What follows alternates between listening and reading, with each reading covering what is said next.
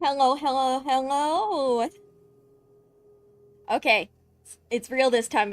It's server maintenance is over. I think I've been told so.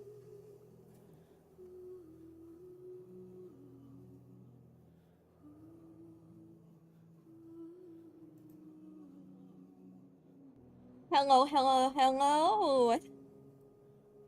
Okay.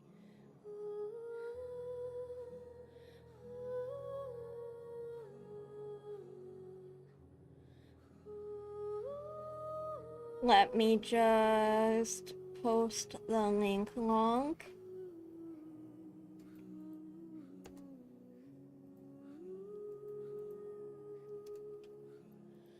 And we should be able to finally get in now.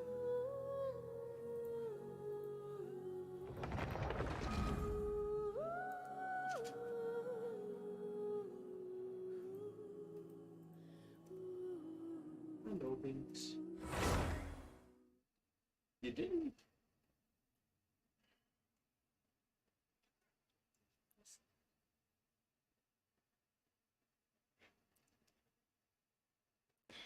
Ooh, I'm so ready to get started.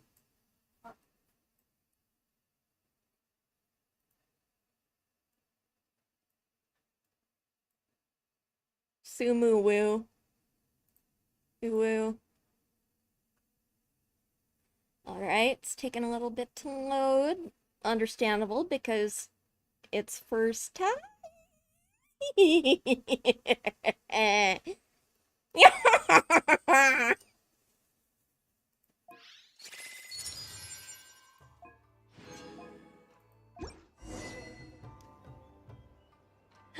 Graven Innocence unlocked. Oh well. Once, there was a Skip glorious this. kingdom.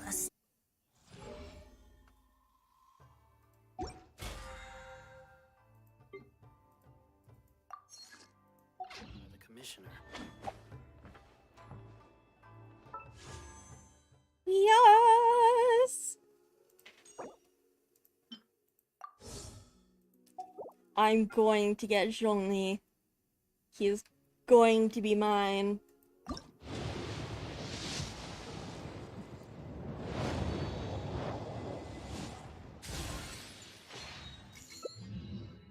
Oh, nice! I got a Diona constellation. I was using her already.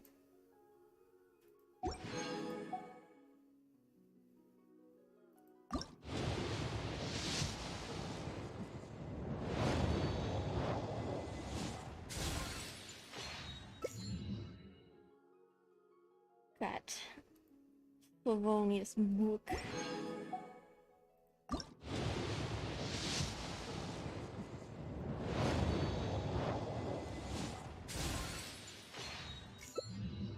Diona again! I think I can shield allies now.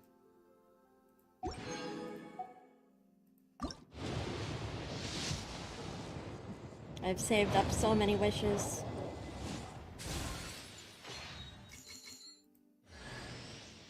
Ah. Whoa! Goro Kale and official? Wow.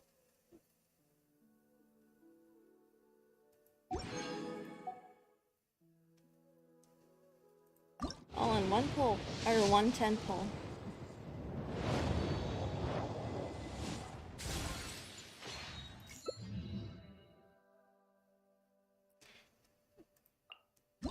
Ooh, sacrificial bow. I already have it. But I can do Diona. Blah, blah, blah, blah, blah. Refine it. Come on, Zhongli.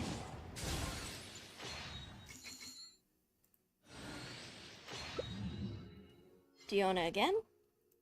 Damn, I'm gonna be getting all her constellations at this rate. Zhongli! It's gotta be Zhongli, right? No, it's Kuching! I lost it! Okay. Let's try that again. I still have wishes.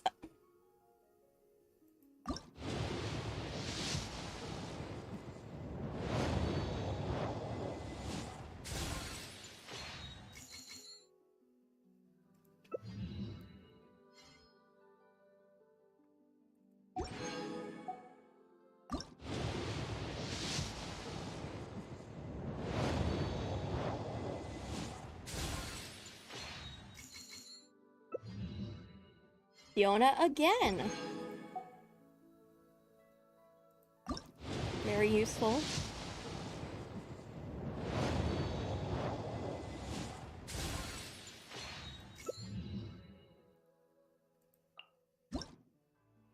Dragon's Bane. Oh boy. Johnny, you better come home.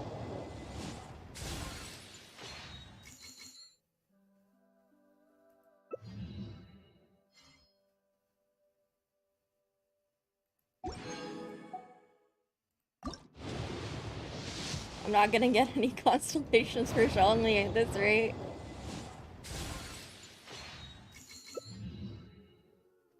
Huh. Never seen that sword before.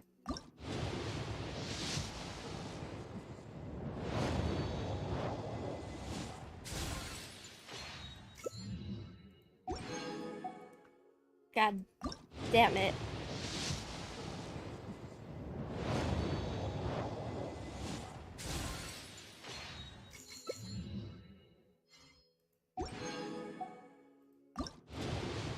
Wishes left. Come on, my luck is absolutely abysmal.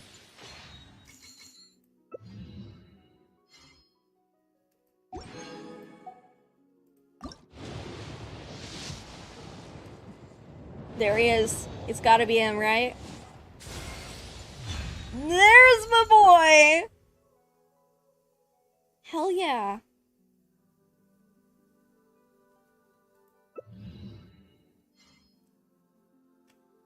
Hell yeah, I got Daddy and Lee now. Only took 160 wishes.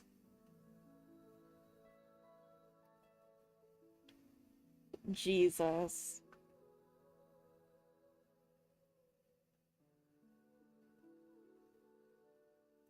You were such a slacker.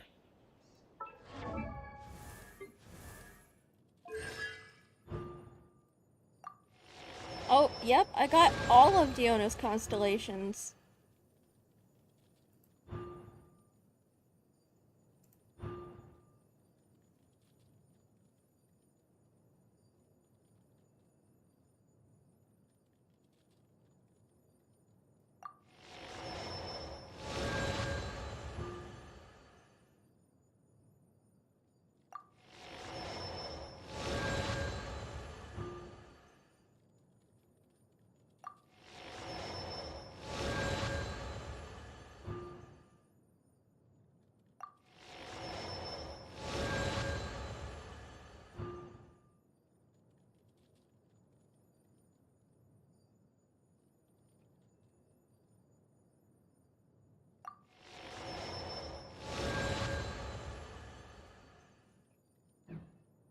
Nice.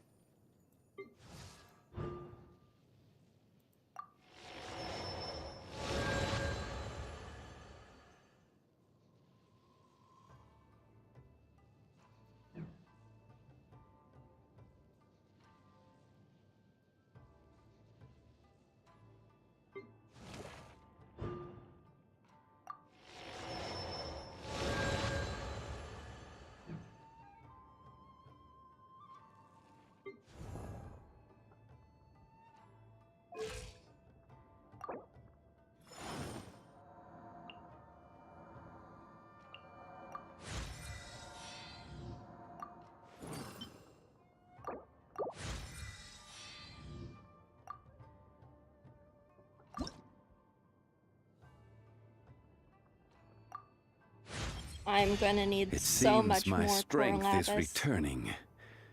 Not a lot, but enough. Osmanthus wine tastes the same as I remember. But where are those who share the memory?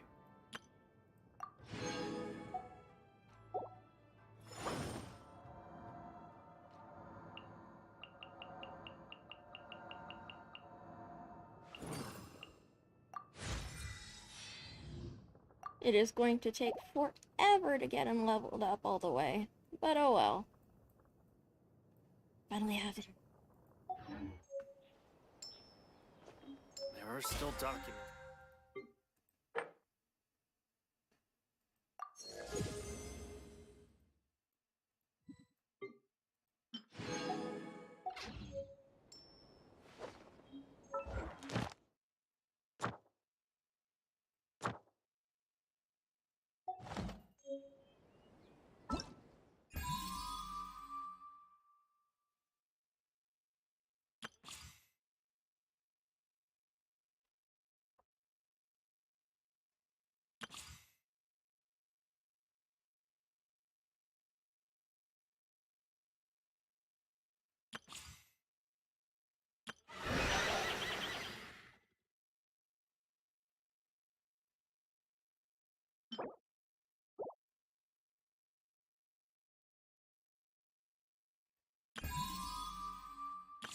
Let's do test runs real quick.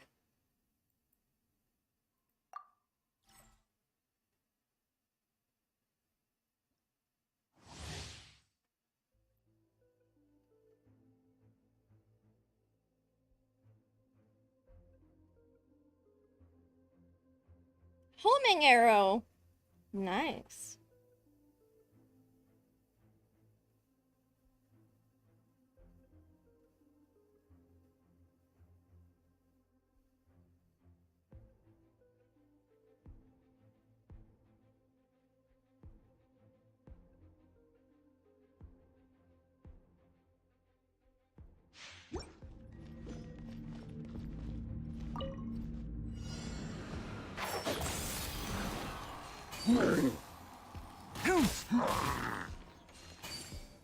Ha!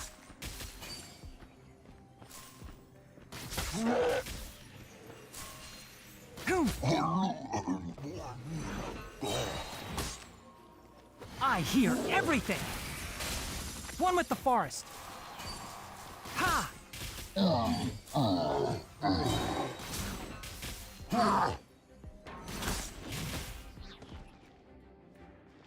I'll uproot you.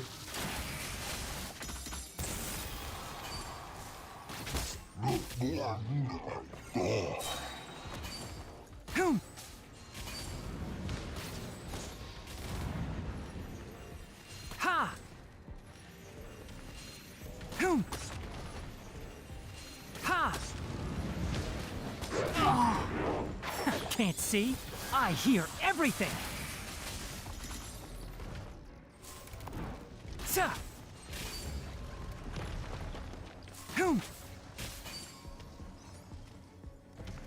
Ha!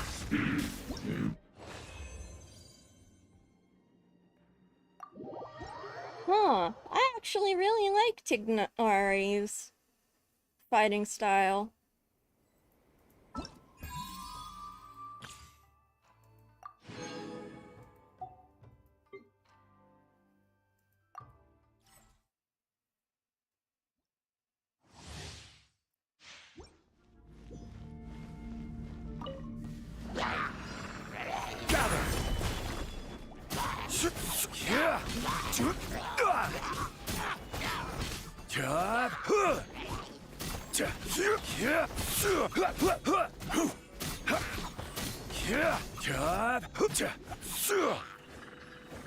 Solidify.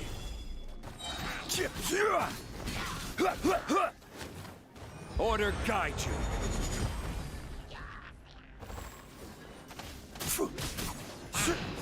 Rise.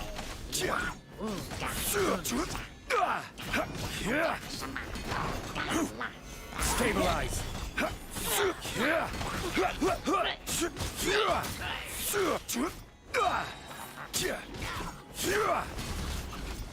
This is order.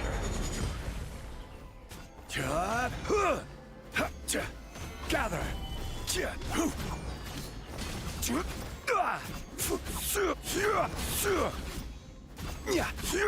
Freeze. Oh, so sorry. Quake.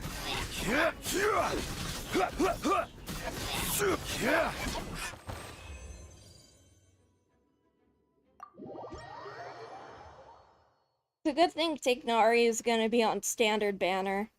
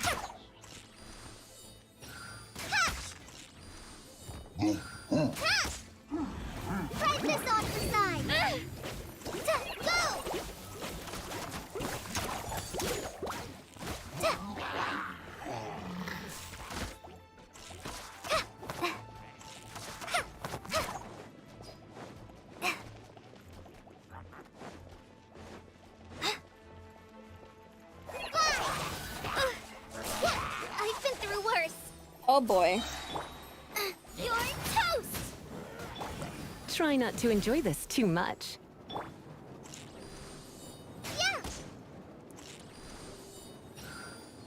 Ha! Oh, and Emma, help! Come on, we can do it! Go, Barbara, go!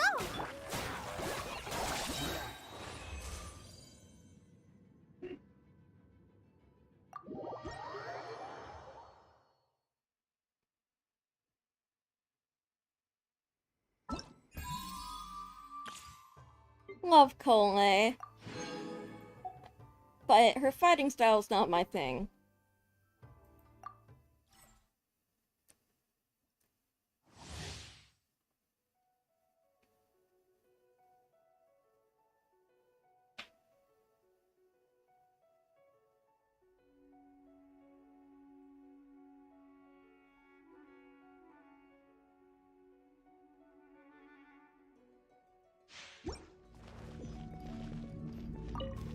Scratch! Yeah! Yeah! Ah! Choo!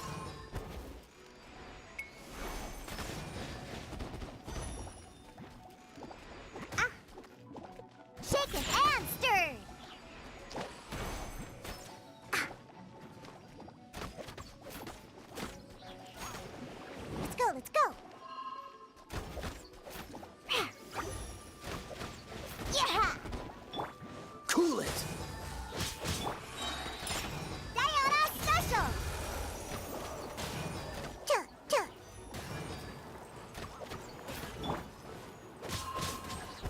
Dodge this! Don't get frostbite. Ha, ha. Huh. Cool it! Ha, ha. Dodge this! Ha, ha. Oh, so sorry. Scratch that. Can't handle your drink, huh?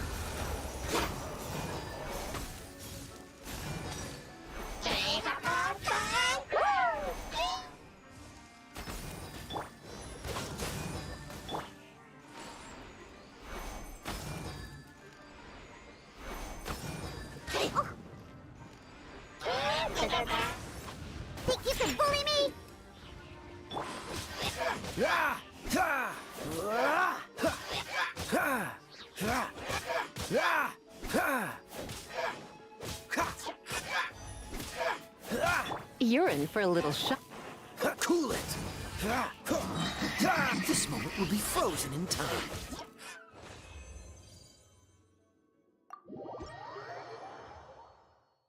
Yeah, Diana's not my favorite.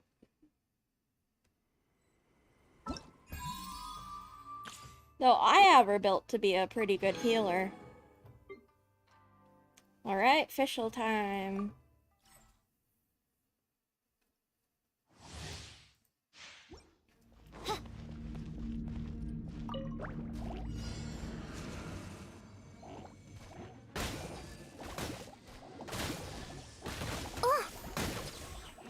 No rest for the wicked. Midnight Phantasmagoria. I summon thee! No rest for the wicked. Wings of darkness! Come, sever night from day!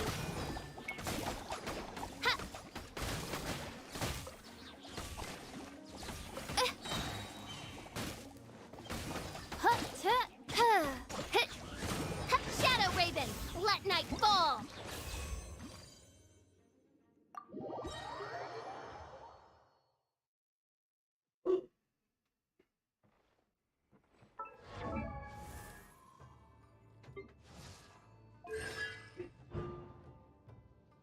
Oh, damn.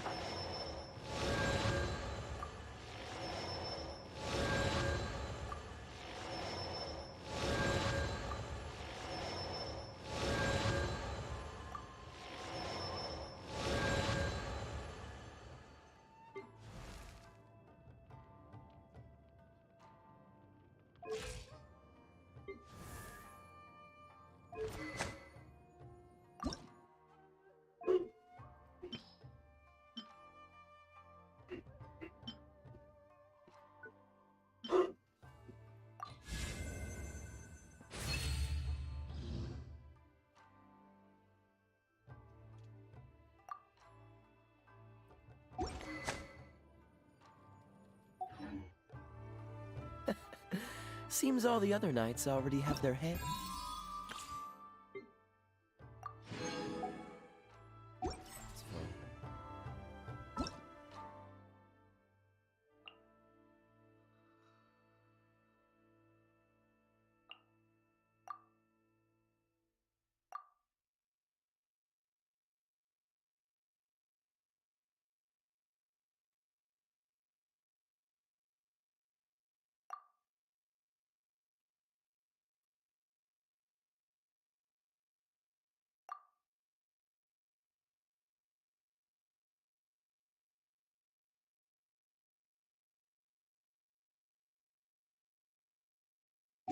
I didn't know you were such a slacker.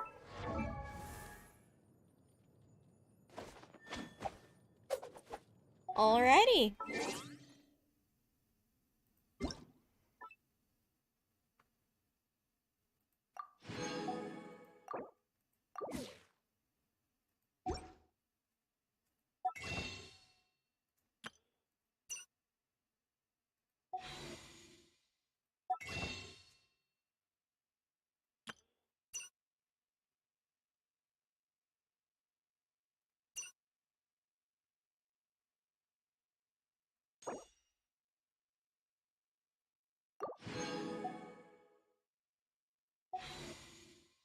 How many wishes do I have? 13? So I'll get 7 more.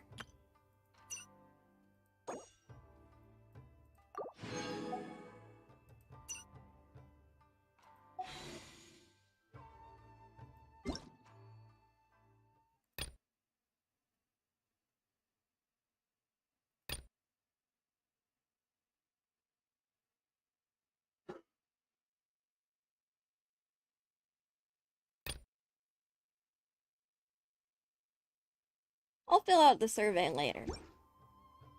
There are still documents that need to be seen by...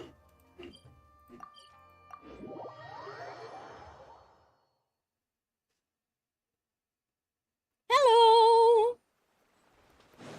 Thank you so much for watching. I'm just getting Ad stuff Astra. done real quick, and then we'll head over to Sumeru! Oh.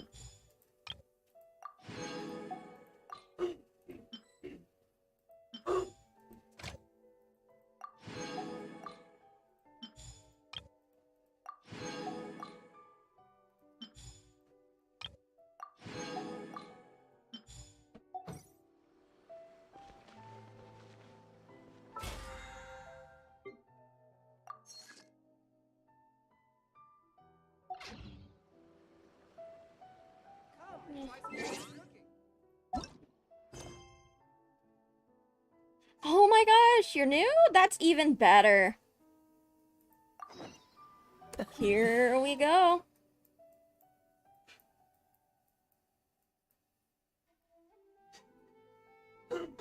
Oh, whoa. A new waypoint in the chasm? Looks like Sumeru is to the west of Niue.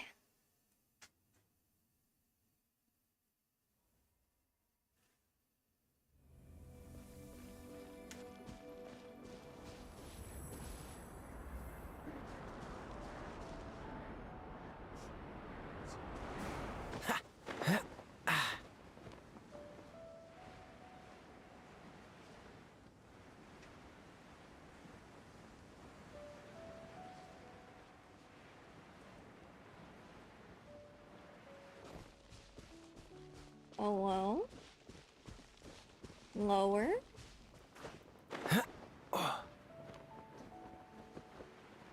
Even lower.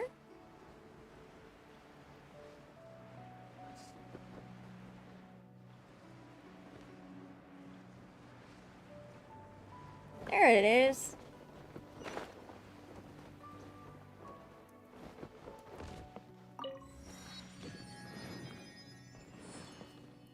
Hold up. Let me turn up my game's brightness. It's pretty dark. I want to be able to see everything.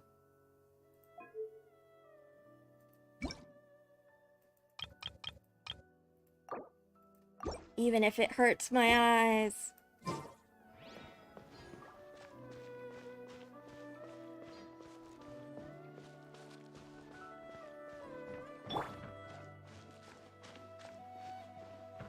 Oh well?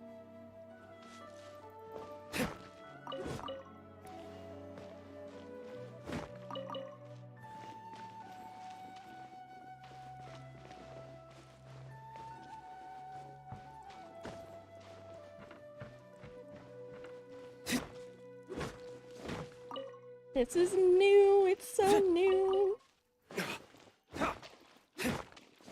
Ooh, you can tell it's already getting green.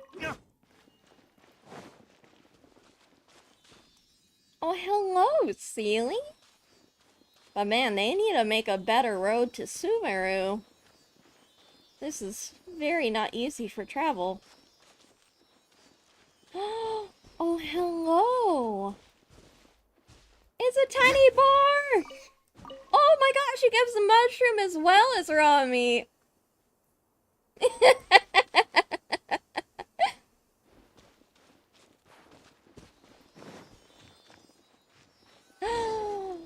Continue through the forest. Oh, so this is the starting area, huh? Whoop! 4-leaf sigil. 4-petal flower will sometimes appear. Travel swiftly. Huh, I'm not sure how to use that.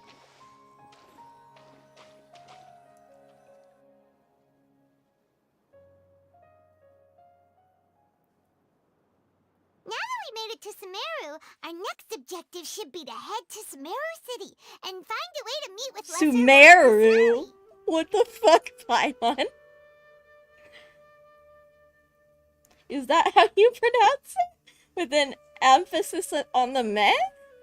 And speaking of Lesser Lord Kusanali, even though we haven't heard too much about her, she doesn't seem to be the same deity who abducted your sister.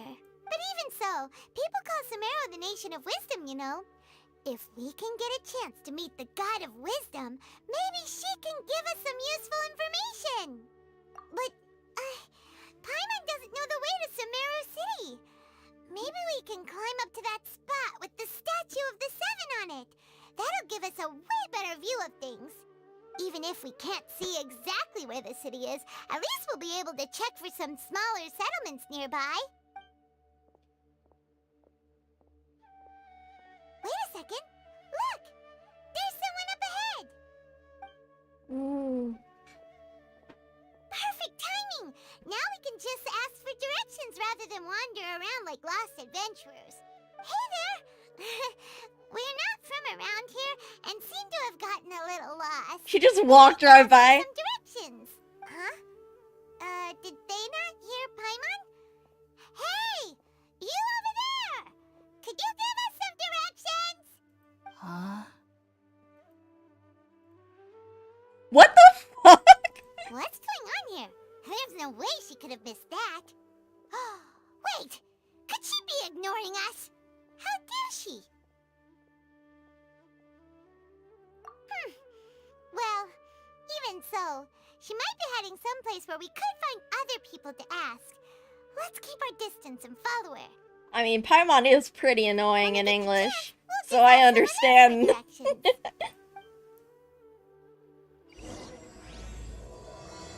Through mists of smoke and forests dark.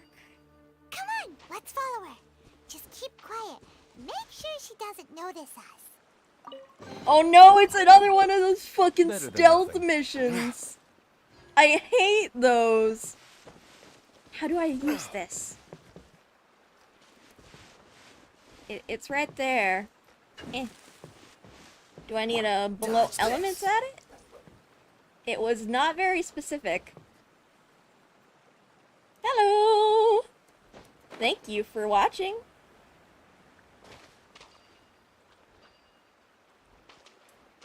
Oh?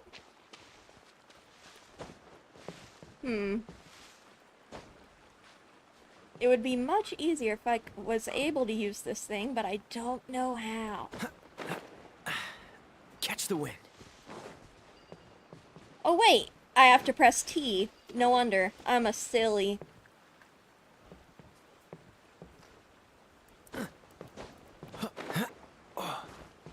What's the hurry?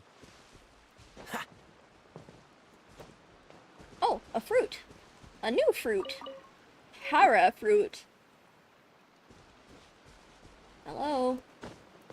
I'm trying to press T.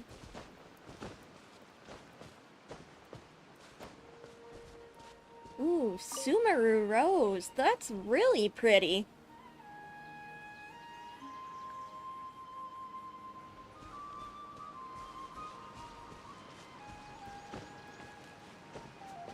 Still, I have enough stamina to climb this because I have leveled up the statues of the seven so much. Give me more stamina.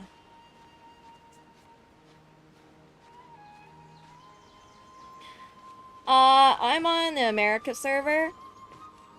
Oh, hello, Toucan.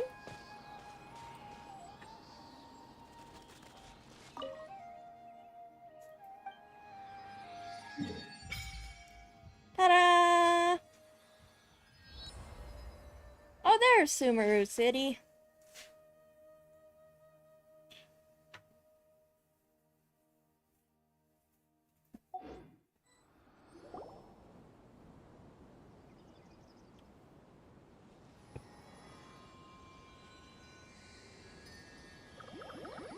Oh, hello.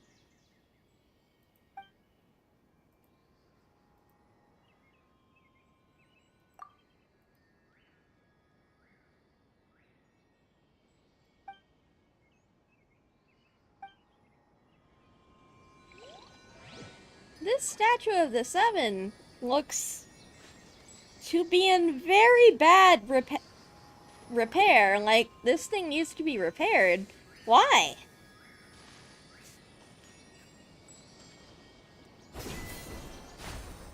Whoa! There we go.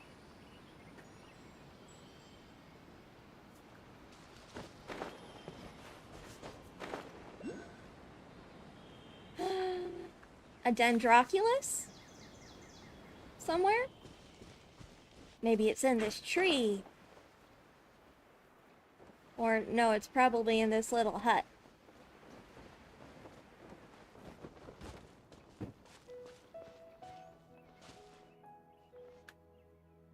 Nope.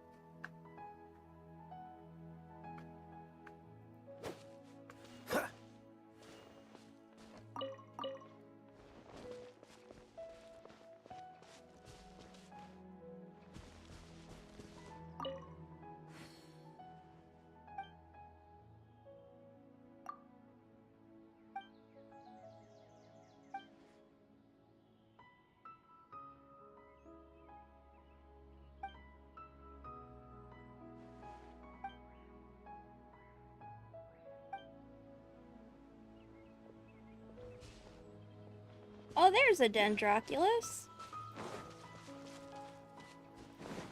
Lizard.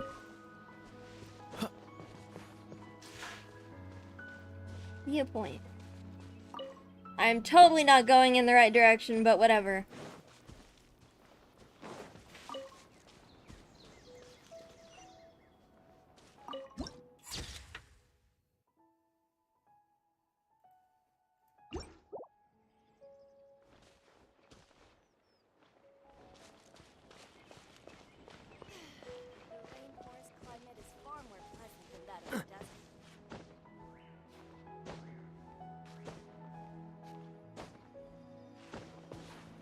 Ooh.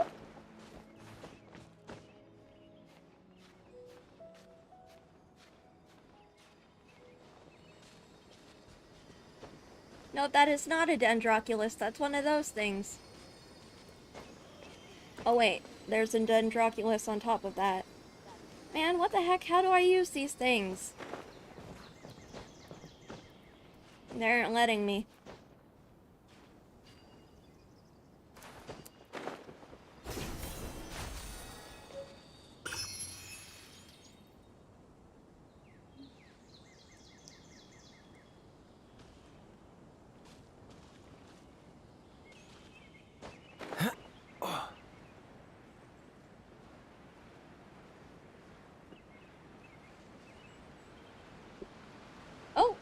chest.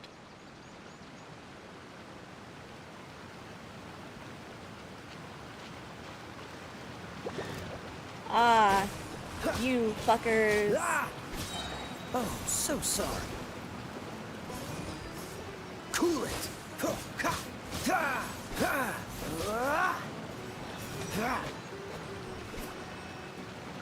Freeze.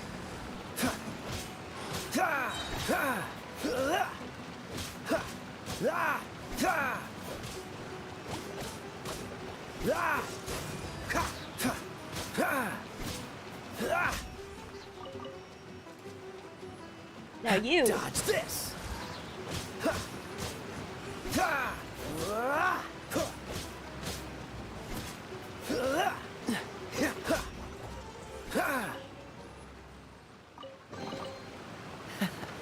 Quite the find.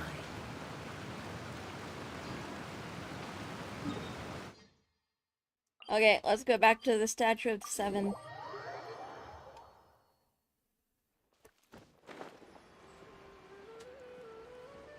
Ooh, another Sumeru rose.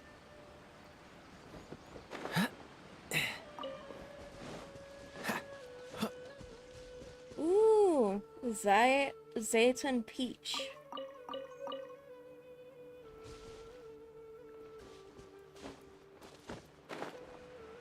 Ooh, these flowers glow in the dim light.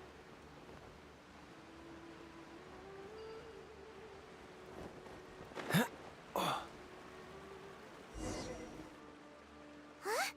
She just walked near that small waterfall and then suddenly vanished. She's right over there. Let's go take a closer look. Paimon thought this cave would lead to a village or something, but it looks like that's not the case. Look, she's sitting over there. Wait, she couldn't possibly be living here, could she? What should we do now? Do we try asking her for directions again? It looks like she's meditating or something. If we bother her now, she probably wouldn't let us off very lightly. Oh! What a lovely smell! It's coming from that sensor over there. This is definitely not your typical place to call home, but at least it smells nice. Maybe living here wouldn't be too bad after all. Uh-oh. Headache time! What's the matter? You don't look too good. What? Is the smell making you feel sick? Strange. Paimon doesn't feel anything.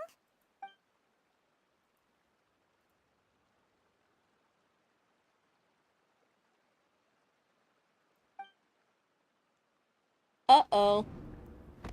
There you go! What's happening?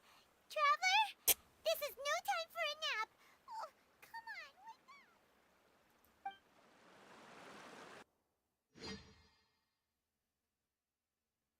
up. Are we gonna have a dream?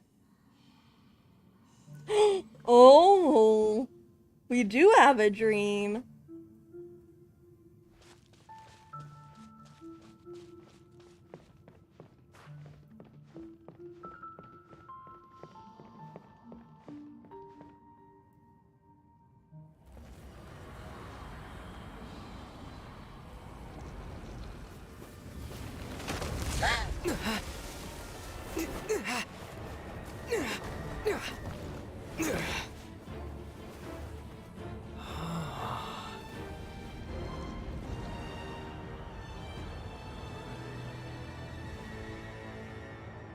What is that? I mean, isn't that the Ermin Soul Tree or something?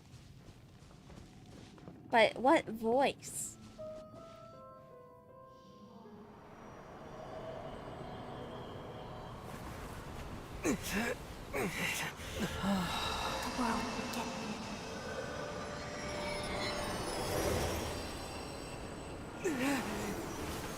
Something about the world and forget me? He's gonna wake up, isn't he? Listen, as long... Yep. That was Felix's voice line. Sure it's not serious? The Traveler's been out for a long time now. Yes, you can relax. Believe me, Master is extremely knowledgeable. If he says that he's going to be alright, then there's absolutely nothing to worry about. Oh, are you awake now? Hey, Colin! Oh, thank goodness! Traveler, you're finally awake! Well, we're at... Good question. Where are we? Haima was in such a panic when you passed out that she even forgot to ask what place this is. This is Gandharvaville. It was originally built by scholars from Sumeru as a place to rest in the rainforest. Now it's mainly used by the forest rangers as a base of operations. My name is Kale. I'm a trainee forest ranger. My master and I found you passed out during our patrol, so we brought you here. Oh, no things are necessary. I didn't do anything really. By the way, how are you feeling now? Any discomfort? Oh, that's Master's herbal medicine you're tasting. He gave you some while you were unconscious. Before I forget, Master mentioned you should take more medicine once you wake up. Butterflies. Whoops! Kale, what's the matter? Were you trying to retrieve the medicine? As I've already told you, you must be careful with these. All right, I'll get it for you once I'm finished here. Sorry, Master. Now, the guide to Avidya Forest's edible fungi is clearly posted on our bulletin board. But if Farbode forgets which mushrooms to avoid one more time, I'll have no choice but to leave the guide somewhere a little more visible. Like right smack on his forehead so others can remind him to be careful. Signari! Right? This is the second time he's come down with food poisoning this month. I'll be sure to give him a good talking to. Yes, please do. If, on the off chance, Farbode simply enjoys having little imaginary fairies dance before his eyes, then we'll just let him be. But the next time he requires any of our medicine, be sure to charge him accordingly.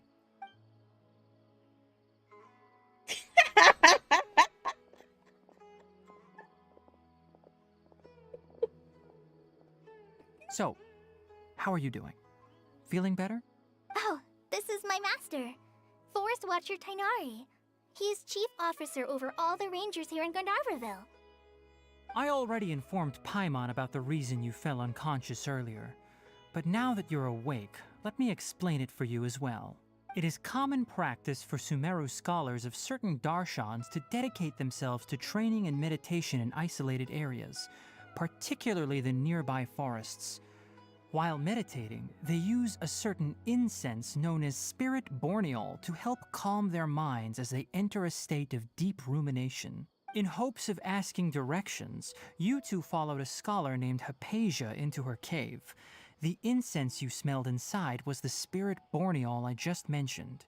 That incense typically has no effect on most people, but for a very select few, it can have profound effects on one's cognition, as you experienced firsthand. Does that make sense? Very good. Now, answer me this. Did you feel anything after passing out? Say, any out-of-body experiences? Or did you see anything while unconscious? Yep. Saw a big-ass tree.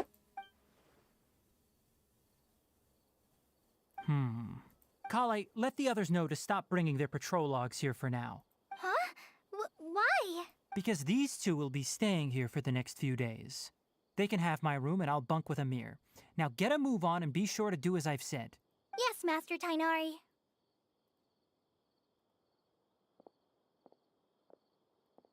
Wait, hold on a second. Can you tell us what's going on? Sure, let me fill you in. I originally planned to send you on your way once you finished your medicine. However, it appears now that you should stay a while longer in Gandharvaville for further observation while you recuperate. Further observation? No need to be hasty. As long as you have the capacity to judge between right and wrong, I promise that you'll understand the gravity of the situation once I explain everything to you. Based on what you saw after smelling the incense and losing consciousness, we can conclude that you experienced a powerful hallucination, which suggests your mental state is not in the best of shape. If you're skeptical, have a whiff of this. Whoa! Are you okay? You're experiencing a similar sensation as when you passed out, aren't you? So even though your condition is stable as of now, if I were to haphazardly let you leave, it's highly likely that you'd suddenly pass out again somewhere else.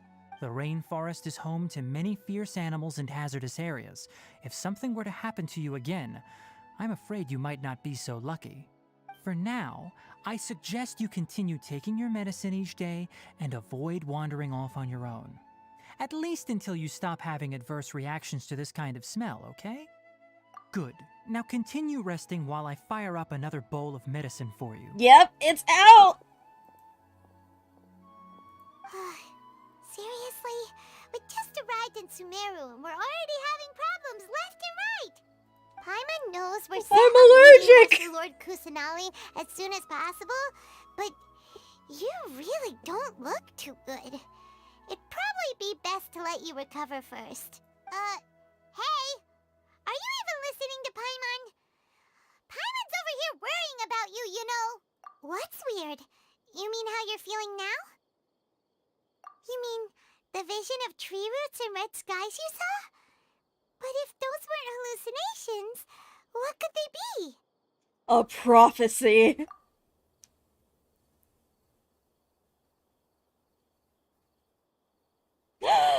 Conria?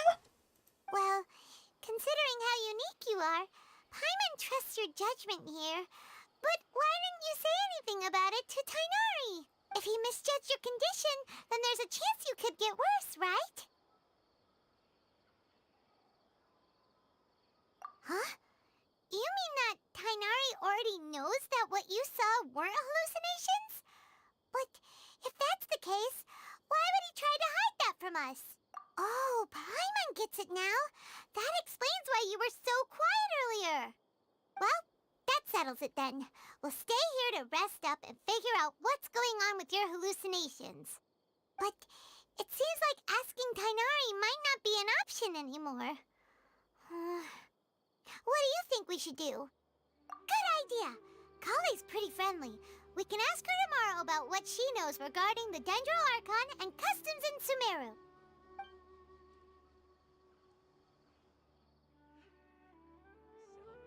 Rise and shine! Come on, it's time to go find Kale! Whee!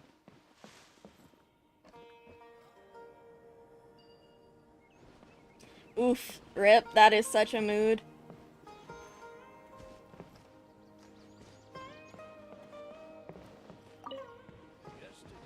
Alright, let's go find Kale.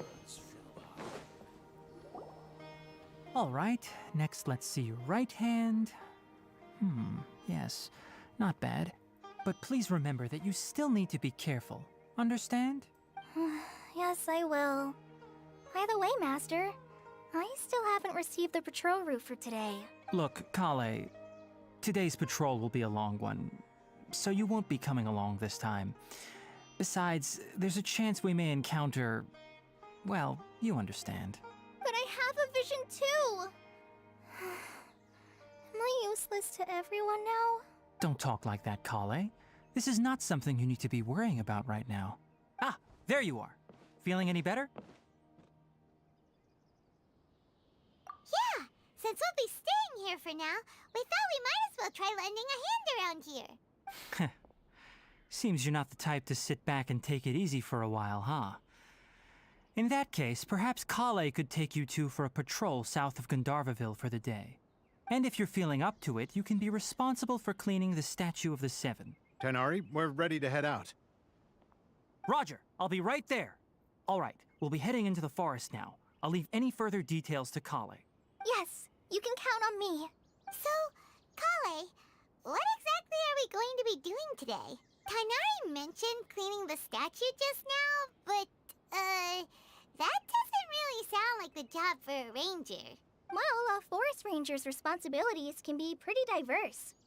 They handle a variety of tasks, like checking the condition of outlying roads, maintaining forest facilities, ensuring fire prevention standards are met, and providing assistance to travelers and locals. As for Master, well, he has to handle more dangerous areas of the rainforest.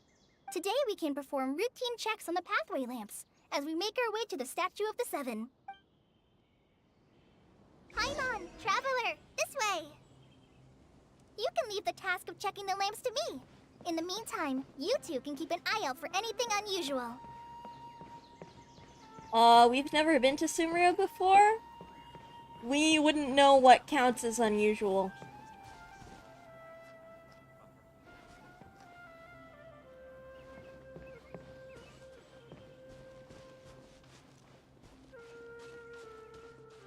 Nothing wrong with these two lamps. Let's move to the next ones.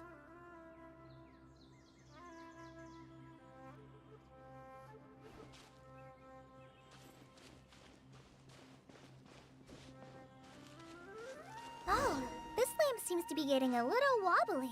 Let me make a note of it.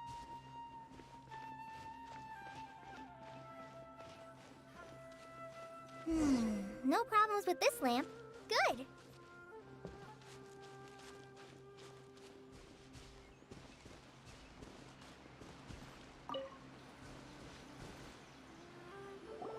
The Statue of the Seven is up on top of that large rock formation.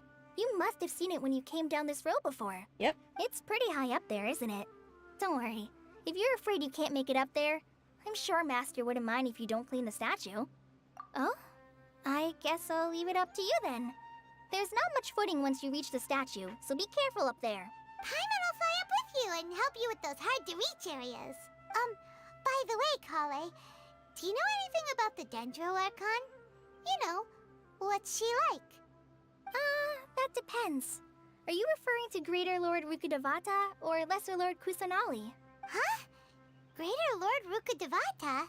Oh, is that the name of the former Dendro Archon? Uh-huh. Greater Lord Rukkhadevata was Sumeru's first Dendro Archon. She created the rainforest as well as the wall of Samiel around the desert.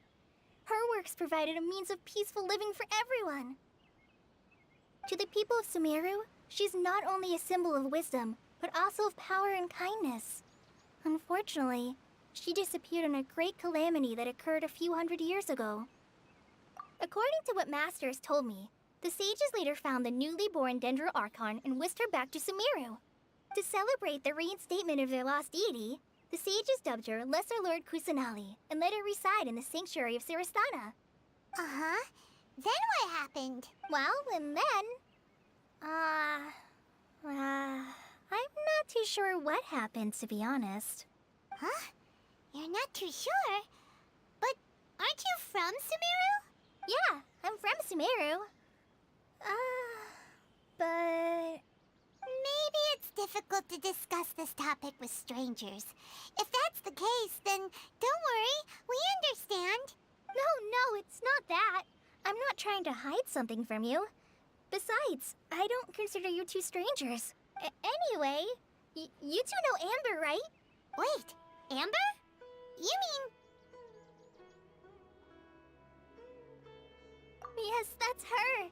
I once lived in Mondstadt for a while, and she helped me a lot during that time.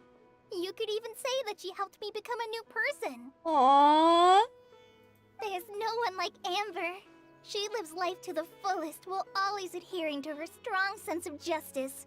She's ready to answer the call for action at any moment, but is also very understanding of others. She's like the spark that lights the fire in everyone's heart around her.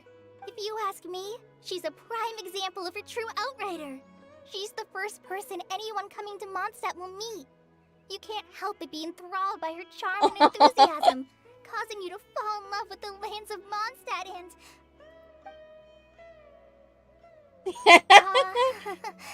Sorry.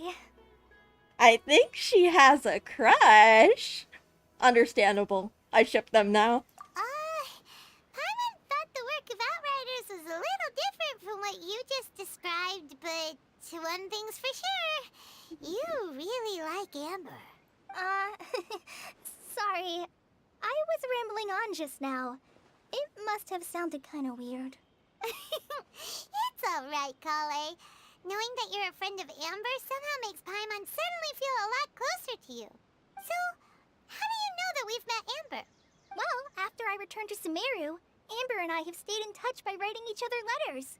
In one letter, she mentioned that Mondstadt was attacked by a fearsome dragon, but the city was saved by a mysterious blonde traveler and their floating companion. I knew you two were the ones she mentioned in the letter the moment I saw you. But, considering everything you've been through that day, I thought it'd be inappropriate to bring it up. Ah, so that's how you knew. Yep, so please know that you two have my complete trust. Really. I wish I could tell you more about the Dendro Archon, but I have been away from Sumeru for some time, and I haven't read any books. Sorry. That's alright. You've already helped us a lot. We had never even heard of Greater Lord Rukkhadevata or the Sanctuary of Surasthana until you mentioned them. Oh, I'm happy that was helpful. There is one thing I want to ask, though. Why do you two want to know about the Dendro Archon?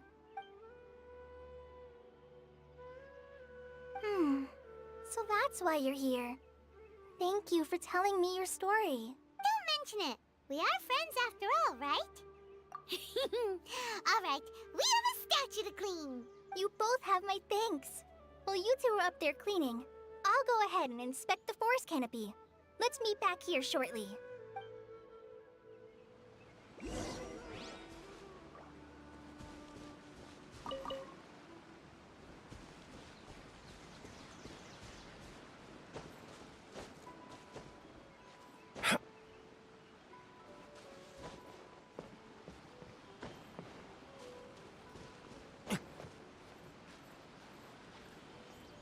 Why'd they put the Statue of the Seven in such an inaccessible place? Also, I really could have just teleported. Why didn't I not do that? Oh well, I'm already almost up.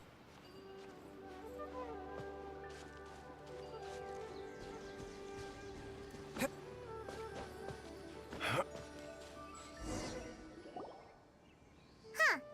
Now that Paimon looks at it, the deity that's carved on the statue is kinda small. Do you think she's supposed to be Greater Lord Rukkhadevata or Lesser Lord Kusanali? The name does seem to fit the statue somehow. Well, anyway, we'll have to figure that out later. Let's get started on cleaning the statue. Paimon will fly up and take care of the top, and you clean everything below.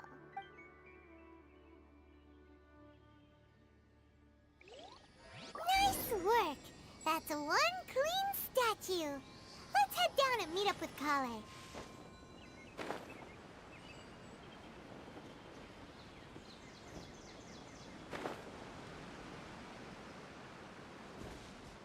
Oh, my pronouns are they, them. Thank you for asking. Kale, we're back!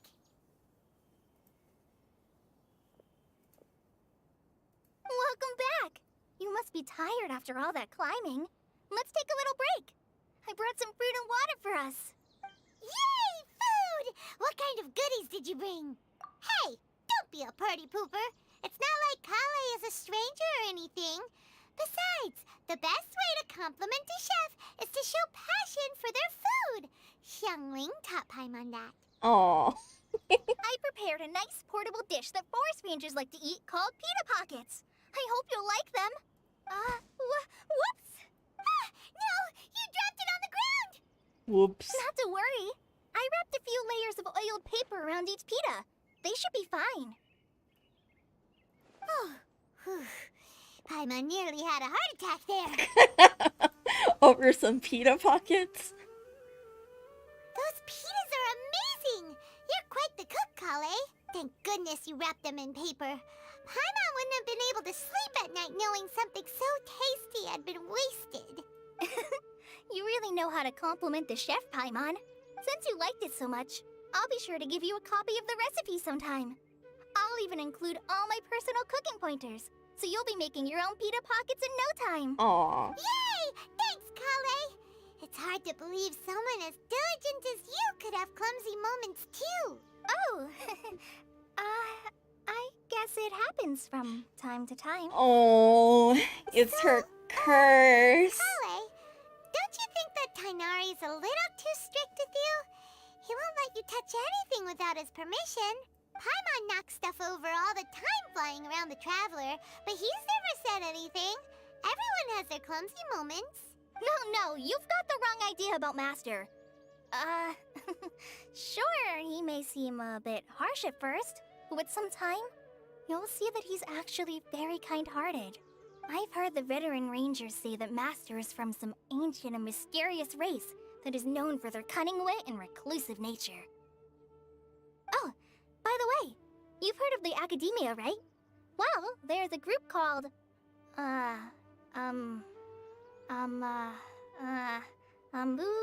something? Well, anyway, because Master does a lot of research on plants, sages from the Academia have written him many times, inviting him to take up an official position there. But Master declines their offers every time, saying, Sumeru City is too noisy. It'd be bad for my ears. Should I say that I want to pet him?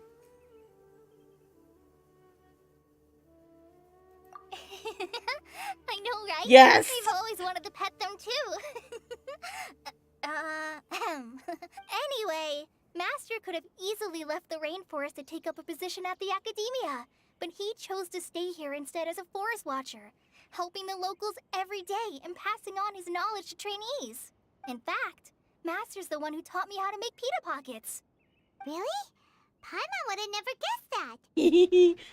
Oh, speaking of Tainari, he was the one who took care of you after finding you passed out yesterday. He even carried you all the way here. Paimon's still kinda upset, though. He kept scolding Paimon the entire way here. Oh no, I'm sorry. Master might have been overreacting a little. But, it's mostly because Paimon wouldn't stop yelling, "Why, oh why, is he going to die?" It probably started to get under Master's skin after a while. Hey! Don't laugh! Paimon was genuinely concerned about you. Oh, that's kind of sweet, actually. Now even Kali's starting to laugh. Ugh, that's it! Paimon won't forget this! It's time for some Paimonial wrath! Paimonial. No! Don't touch me! Uh-oh. Oh, sorry, Kale. Paimon didn't mean to scare you. No, I just...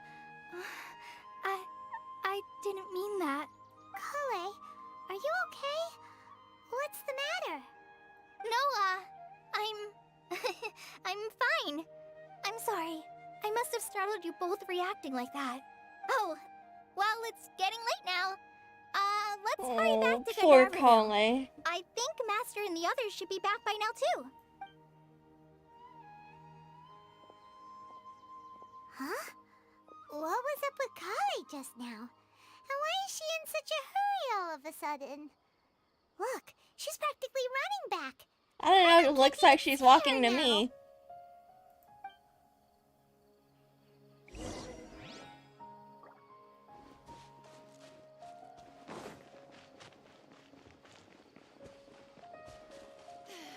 The rainforest climate is far more pleasant than that of the desert.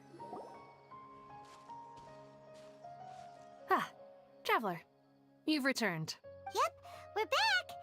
Have you seen Kale by any chance? Oh, Kale? Yes, I saw her go into her room just a moment ago. Oh, okay. Guess we'll just have to wait and talk to her tomorrow then. The rainforest climate is far more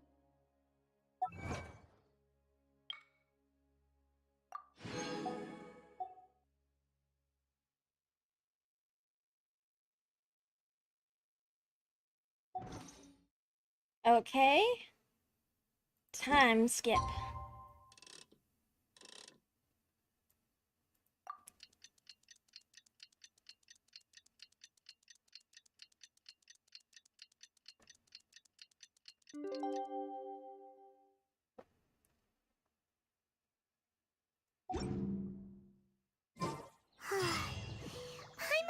thinking all night about what happened with Kale, and still can't figure out what the problem might be. Chronic illness.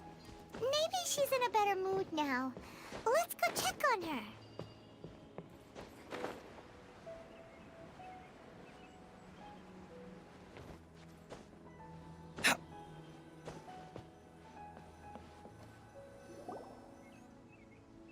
Ah, it's you two. I was just about to go look for you. Huh? Tainari? What are you doing here? Where's Kale? I came to check on Kale's condition. To put it simply, she's not well. You mean she's sick? How could she be... Oh, wait a minute. Could it be because of what Paimon did yesterday? No need to worry. Something as small as you could never harm her. This sickness is something that Kale has been dealing with for some time. Kale has been more excited than usual since you two arrived. A little too much so, to be honest. She hasn't remembered to take care of herself. I suppose it's understandable, though. She hasn't been around anyone she considered a friend for some time now. It must have been refreshing for her to have you two here. So, Tainari, what's really wrong with Kale? Let's take this conversation elsewhere. Kale just fell asleep after taking her medicine. She needs some peace and quiet.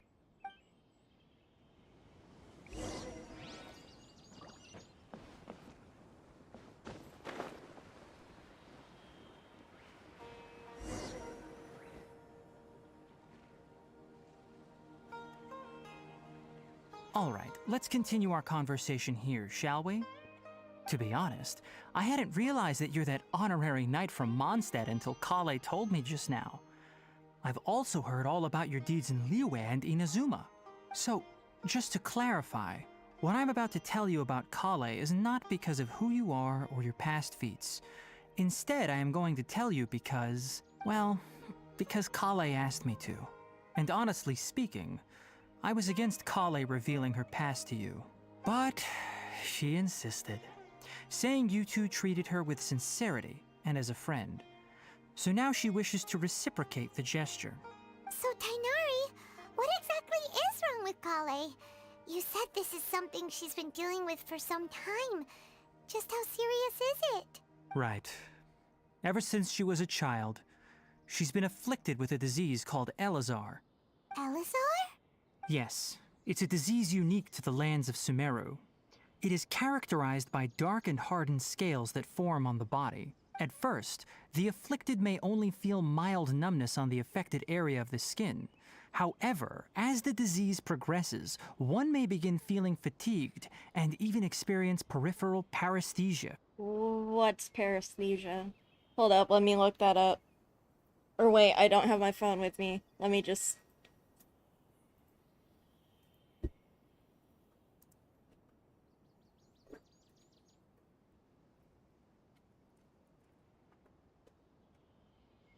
Tingling or pricking, pins and needles, caused chiefly by pressure on or damage to peripheral nerves. In its final stages, the disease strips a person of the ability to control their own body, and they effectively become completely immobile. That sounds terrifying. Wait, hold on. So when Kale seemed to be acting a little clumsy earlier, it was because... Correct. That would be the effects of Elazar, which is precisely why I do not want her carrying or holding anything. With appropriate treatment, the disease can be effectively controlled before it progresses to a more serious stage. However, there is unfortunately still no true cure for Elazar. Nevertheless, Kale's mother still hoped that there was something out there. She handed Kale over to an organization known as the Fatui after one of their members lied and said they had a cure. What? The Fatui? Ah, it appears you are already familiar with them. That'll save me some explanation. Anyway, the person who eventually rescued Kale and brought her to me for care said that she had been given to a harbinger known as the Doctor. I have no idea how this doctor managed to do it, but her case of Elazar was completely stable for all the years that Kale was with them. However, Kale's days with the Fatui were anything but pleasant.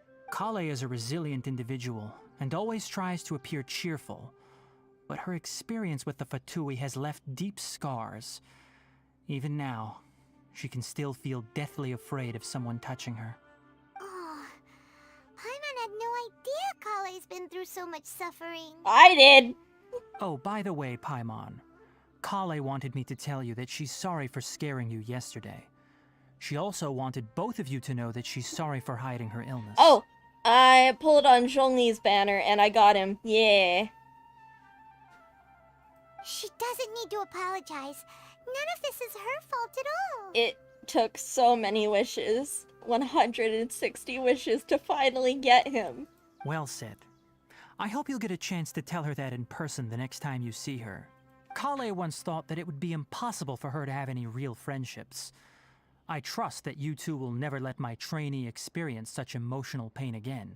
Don't worry, Tainari. We'll take good care of her. Well, it's not too serious at this point. She overexerted herself the last couple of days, which is what led to her breakdown this time. As long as she has taken her medicine and gets plenty of rest, she should get better. Though, I must admit that Kale's condition was much more stable when she first arrived here in Gandharvaville. She was interested in the work of the forest rangers the moment she saw us. I could see that she was serious about learning, so I felt compelled to ask her to join us. Her stamina has gotten much worse recently. Though a moderate amount of physical exercise is always necessary, I'm afraid the long-distance patrols are a little too much for her now. All right. Now that I've told you about Kale's past, I think I'll head into the rainforest to find some ingredients needed for her medicine. I'll see you two later. Yeah, we'd like to do something to help Kale too. All right, but I must warn you two. The rainforest is a dangerous place, especially for someone who's still recovering like the Traveler.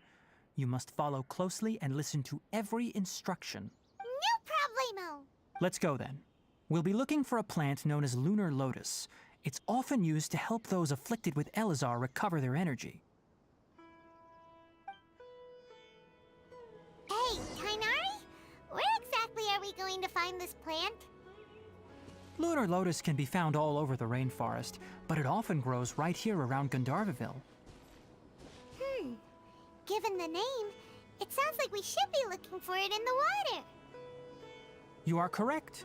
Lunar Lotus grows in the water. When fully matured, they look like giant blue flowers floating on the water's surface. Quite an attractive species, if you ask me. The large petals are actually the plant's leaves and sepals, which surround a very small flower. You should note that many of the plants found in Sumeru have names that are contrary to their species. Take the Kalpalata, for example. The plant is not a lotus at all, but rather a vine. And then there's the Sumeru rose, which is not a rose, completely contrary to its name. Oh, huh. Okay then. Note to Paimon. Never bring up the topic of flowers with Tainari. I keep missing it, it's so small!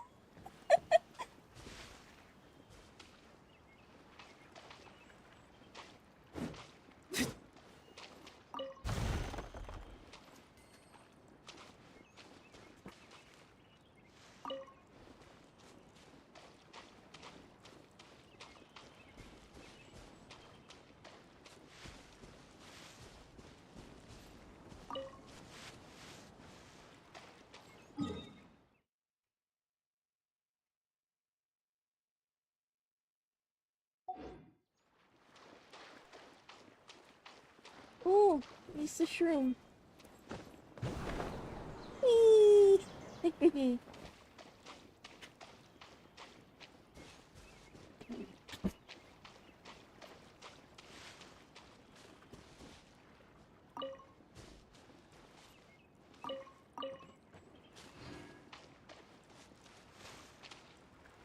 Bouncy shroom, bouncy shroom, bouncy, bouncy, bouncy.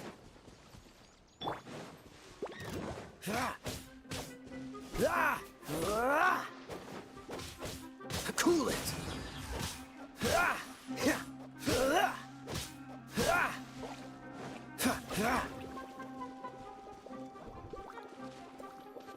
Dodge this!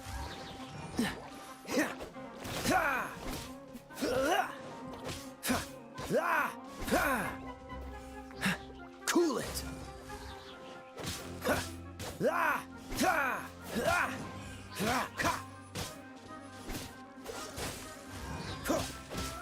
Ah! Ah! Ah!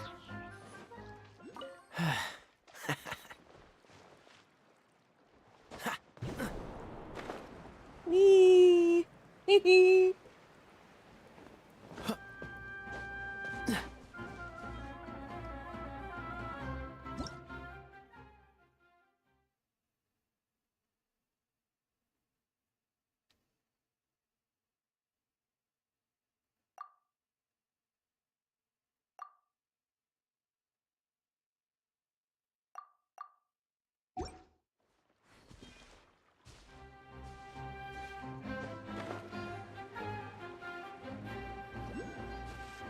Freeze!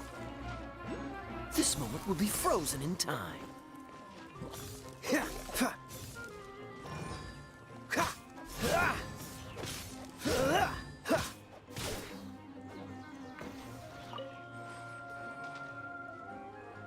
Dodge this! Ha! Ha! Ooh, I drowned it.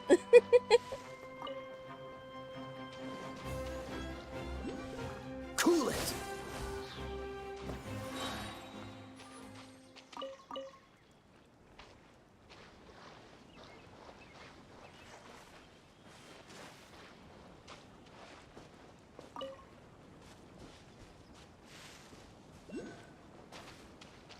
Oh well.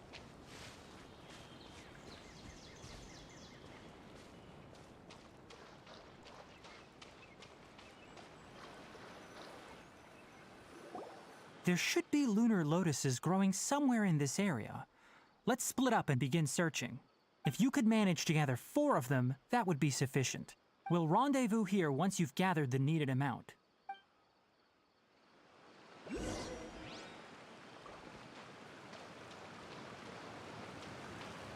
Ooh, pretty.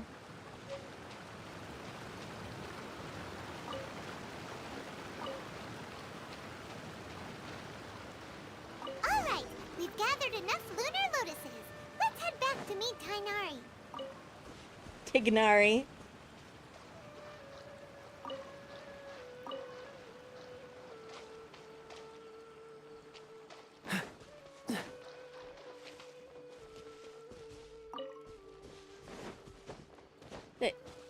They pronounced Tignari wrong. Hey, Tainari! We found the lotuses you requested. Let me take a look.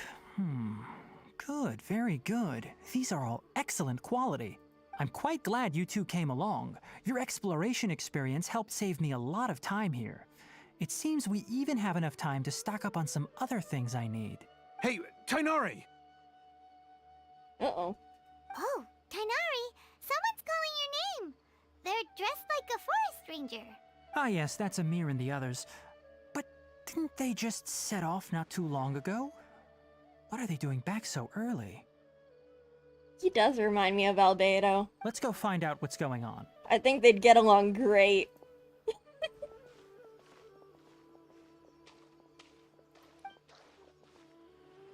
Tignari ate a hallucinogenic mushroom for science.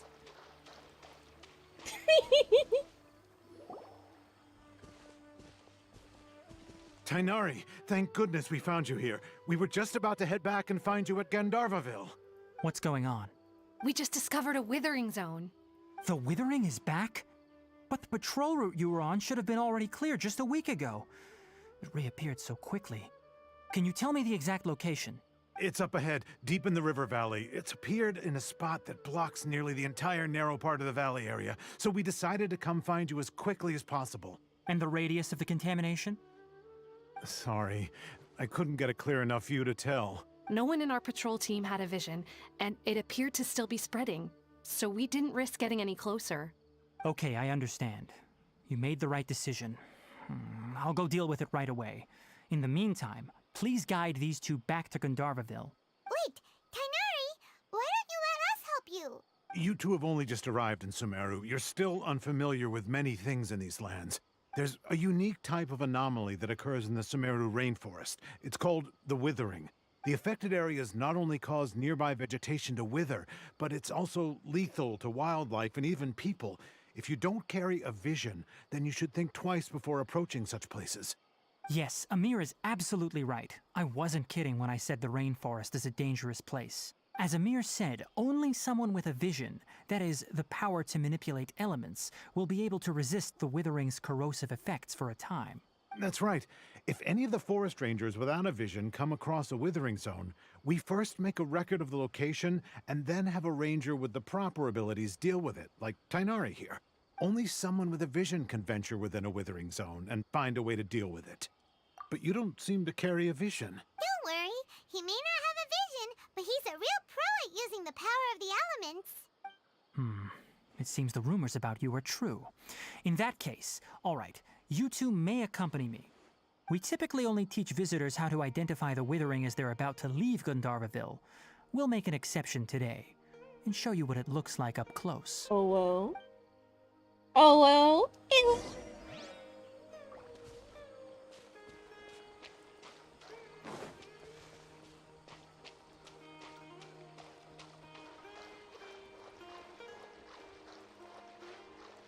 Ooh, that's what it looks like. Stop. Don't move any further. Look there in the distance. Huh? Where? Oh, look! Those plants have withered! That whole area is kinda gloomy. Even the air looks like it's filled with ash. Oh, Paimon doesn't like the look of this. That is the withering. All right, traveler. We're going to have to enter that withering zone. Once inside, we'll need to look for what we call tumors of the withering. If we eliminate those, then the area will be saved.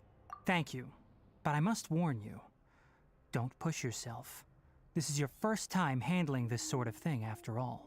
Even with elemental powers, once you step inside the withering zone, you may experience extreme discomfort. If at any point it becomes too much, return outside the zone and take a breather. It could become a matter of life and death. You ready then? Let's go.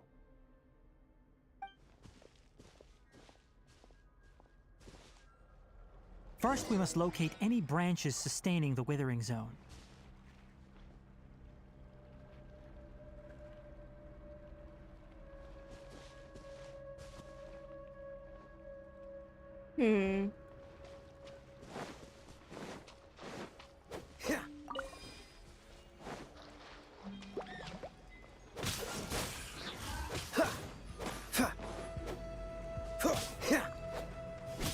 Freeze! Uh-oh. Cool it! What are those bars?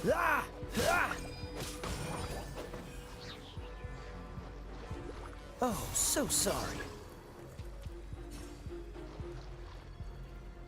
Dodge this! Ha!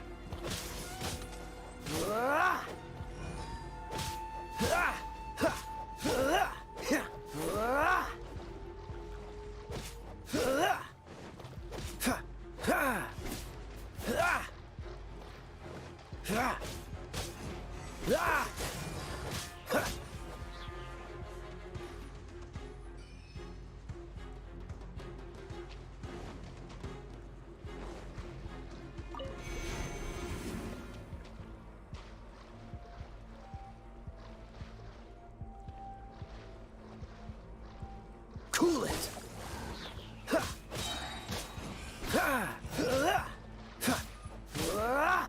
Dodge this!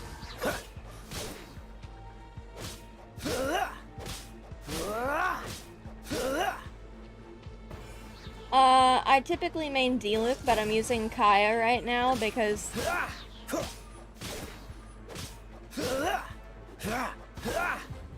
Shoot, I missed what that said. Charged attacks?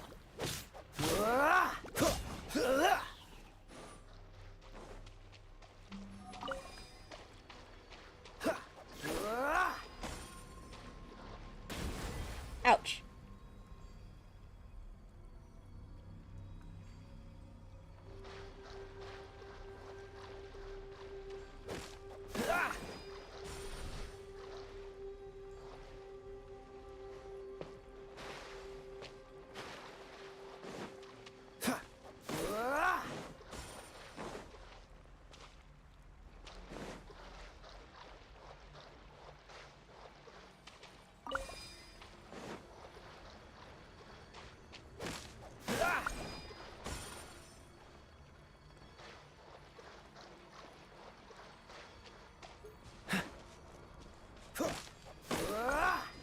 Great work. Now that all the branches have been cleared, we'll need to take care of the tumor. Oh. Hello. What's the... This moment will be frozen in time.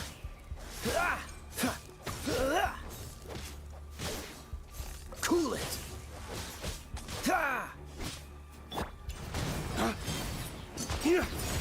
Now, destroy the tumors of the withering.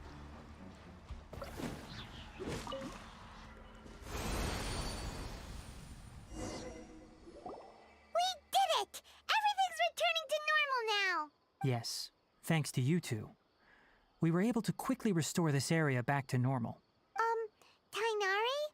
You make it sound like we did well, but why does Paimon have the feeling you're worried about something? It's that obvious, huh? Alright, it's like this. Recently, the rate at which the withering zone appears has been increasing. Even though we were able to quickly clear that withering zone, it won't be long before another one appears. If that simply meant more work for me, then that wouldn't be an issue. But it's far more severe than that. The withering is leaving lasting effects on the rainforest itself. For instance, even though we cleared out the withering zone, many of the plants that were affected will not recover. This presents a crisis for the ecosystem itself. Many plants in the rainforest are already in decline, directly impacting the wildlife that depends on those plants. And most disturbingly, as the appearances of withering zones have started to increase, Kale's case of Elazar has also become more serious. Huh? But why's that? I'm still not sure of the exact reason. However, I've received word from acquaintances at the academia that similar cases are being reported for patients with other conditions. No, none that we know of. The withering has been recorded in Sumeru for millennia. It's said that it originates from the depths of the world. By the way, have you heard of Irminsul before? Irminsul is a tree located deep beneath the surface. Although it isn't like any tree we know in a biological sense, you can basically think of it as a large tree that grows downwards rather than upwards. I'm sure you've heard of ley lines, right? They're like the roots of Irminsul, spreading and extending from a massive cavern deep underground all the way up to the surface. Ley lines continually absorb the memories of this world, which are then funneled into Irminsul, allowing it to collect knowledge and wisdom from ancient times to present day. The Dendro Archon is known as the God of Wisdom because her consciousness is directly connected to it. It is also said that the Dendro Archon's power is a manifestation of Irminsul. And as for the Withering, its emergence is related to a disease that's affecting it. That's right. My ancestors learned of this from Greater Lord Rukadevata's familiars a long time ago. But even those mysterious creatures did not know of a cure for Irminsul. I'm afraid we Rangers will be battling the Withering Zones here for a long time until a cure is found. Alright, that's enough on this topic for the time being. Now that we've taken care of things here, it's time for us to head back to Gandharvaville. Right, boy.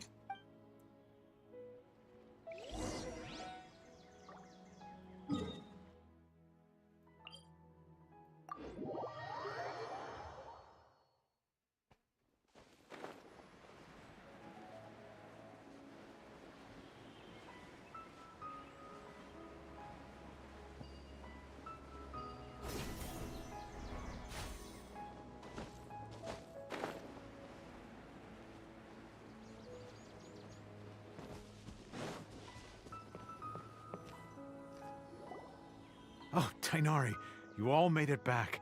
How did it go? The Withering Zone you reported has been taken care of. No need to worry. Huh. Wait, is that? Oh no, Hypatia!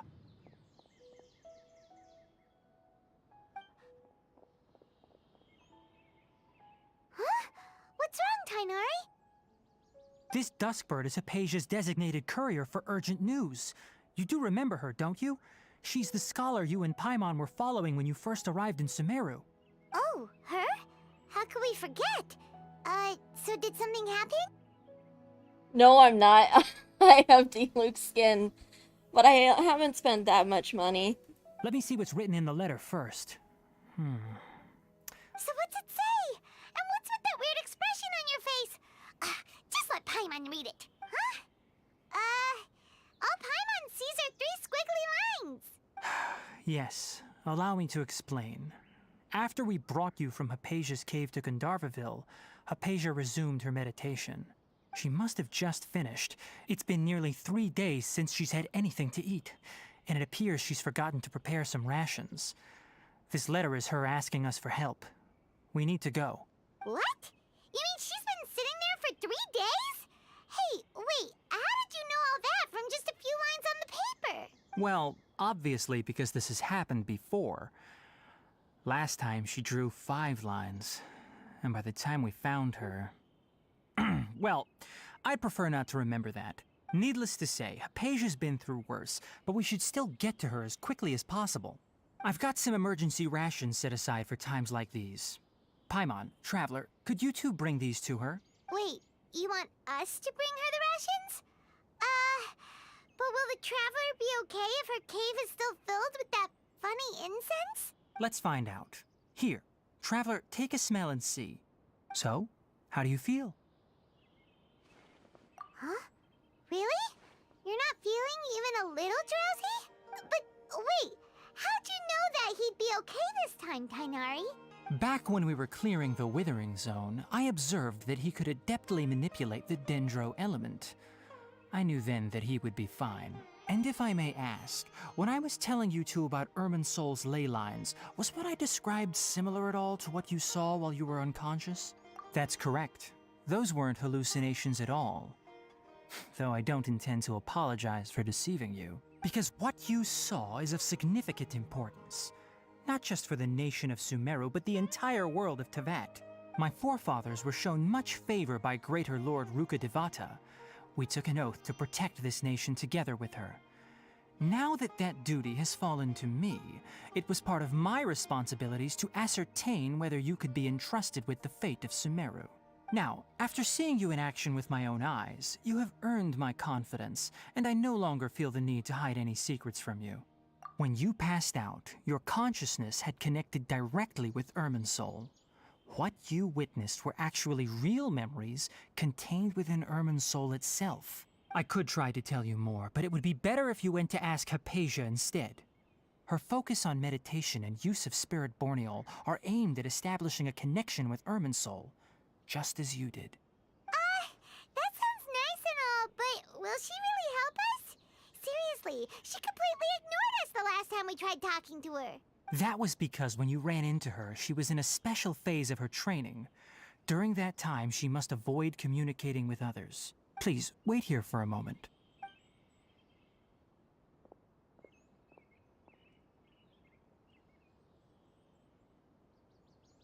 Awkward silence. Birdie.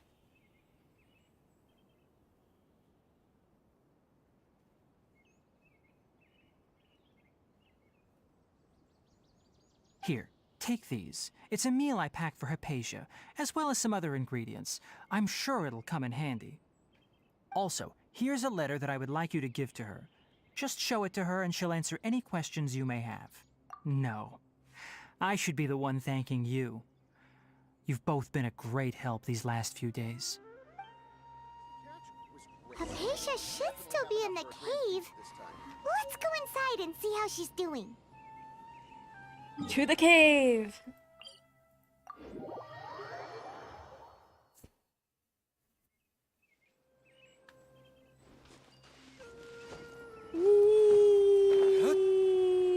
Hypatia should still be in the cave. Let's go inside and see how she's doing.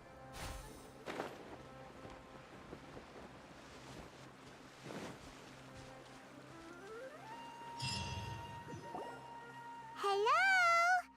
Hypatia? Hey, there's nobody here. Maybe she went out to look for some food. Let's try looking around the area.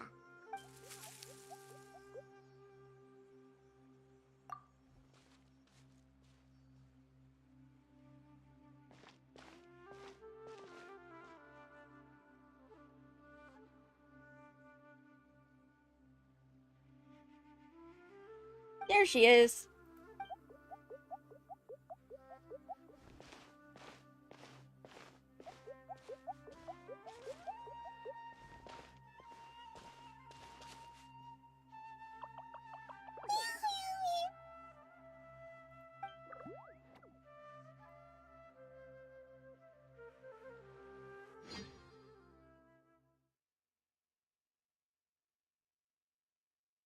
Oh well?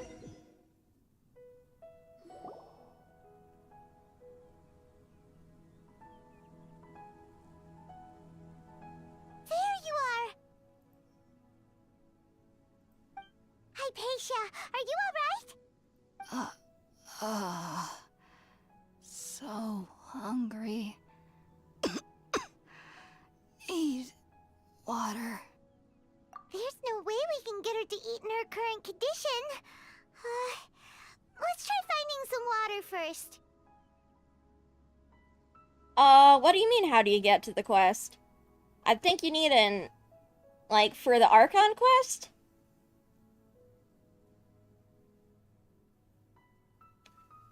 It automatically had it when I loaded up. Maybe there's an adventure rank requirement? Huh? Wait, why does it look super foggy outside all of a sudden? Anyway, let's go look around.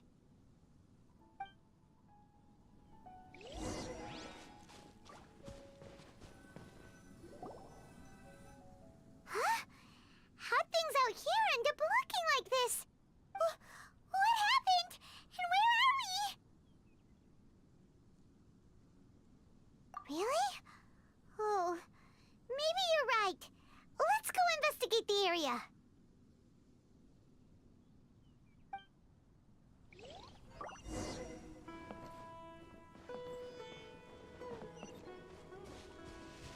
Hello? You're in Fairyland.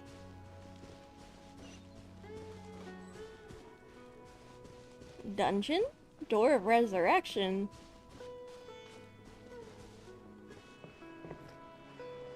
Wow, this place is huge! Paimon knew there's something off about that cave. Let's think of a way to get over there and have a closer look. Who knows? Maybe we'll find a lead of some kind.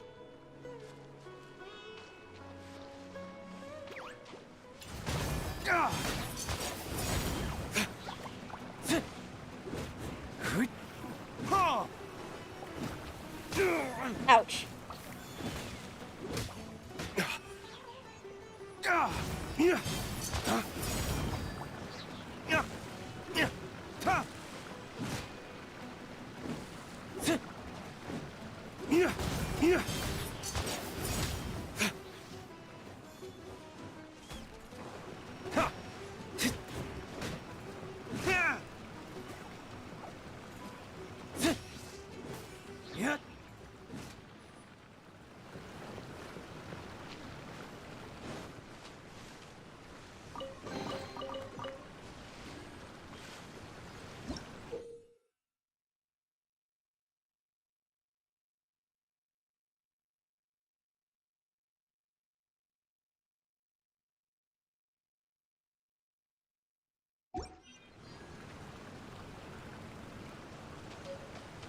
What is this?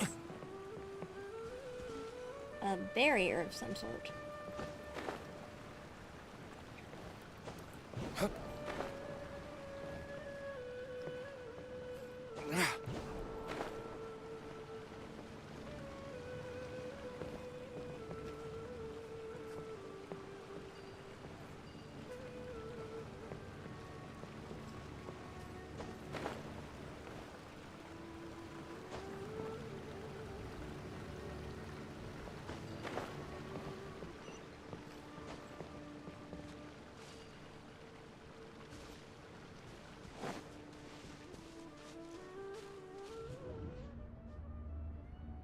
Hello?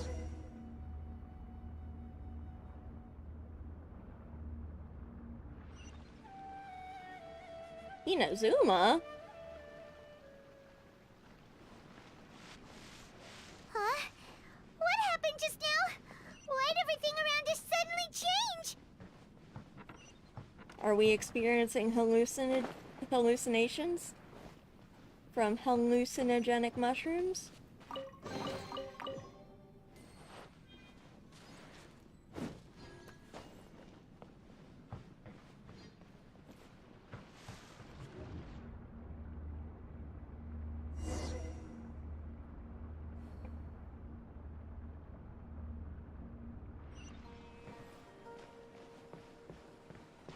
Oh well.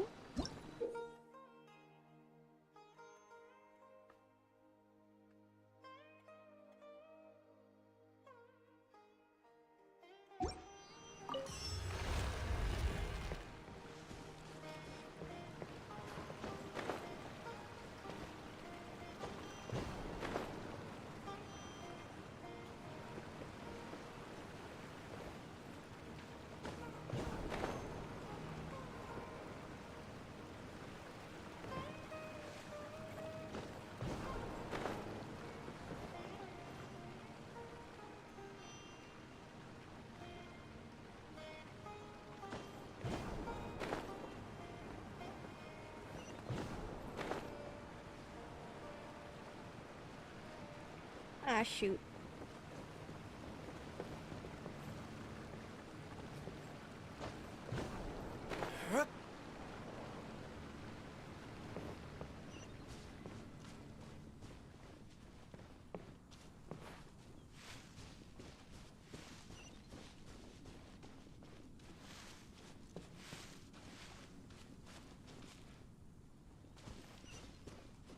What's this way?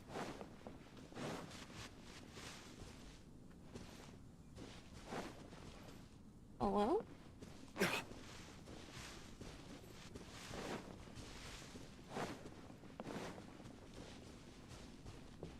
Ah, great. Dawn, break forth! Ha!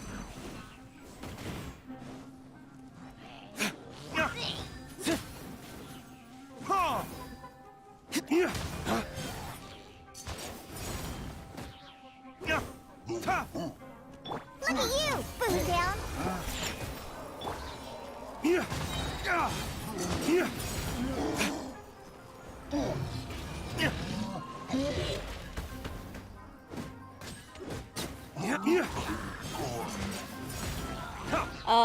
No idea.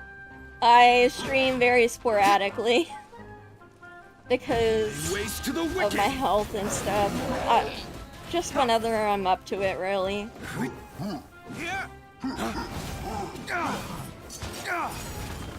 Don't get frostbite. Freeze. Cut to the chase.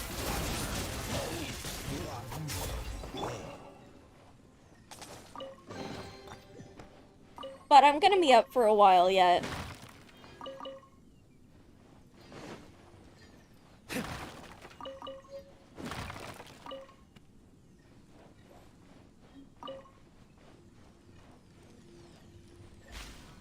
Ooh, I'm a little fairy.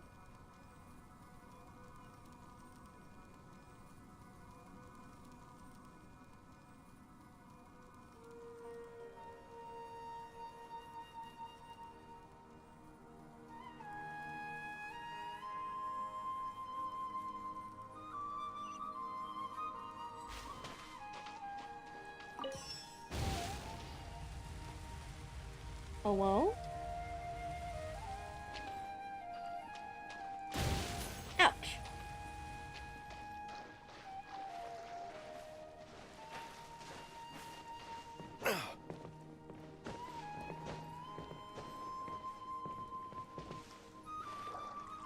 How do I get up there?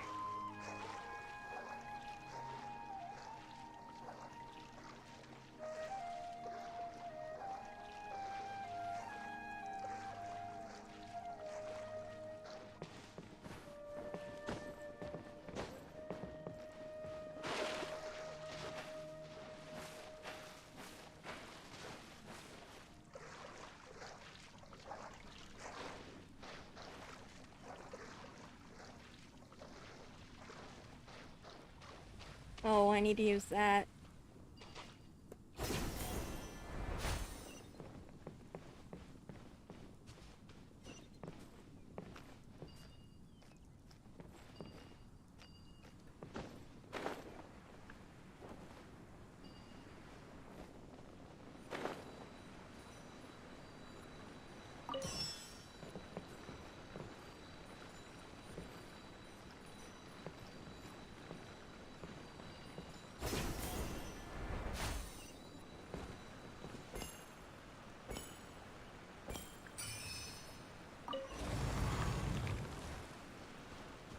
Man, this is cray cray.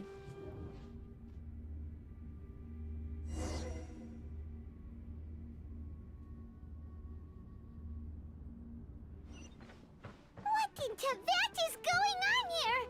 This place is getting weirder by the minute. Are we hallucinating? Hey, what's the matter? You don't look so good.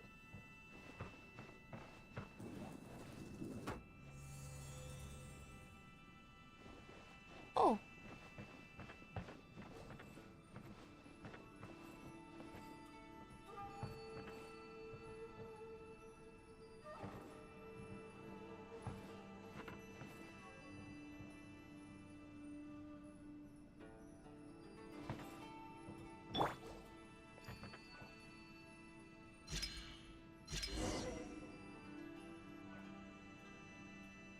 Oh.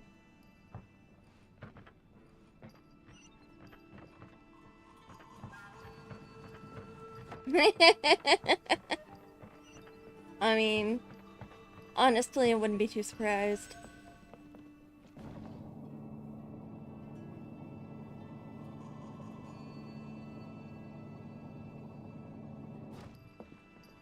Tainari did cannonly get high.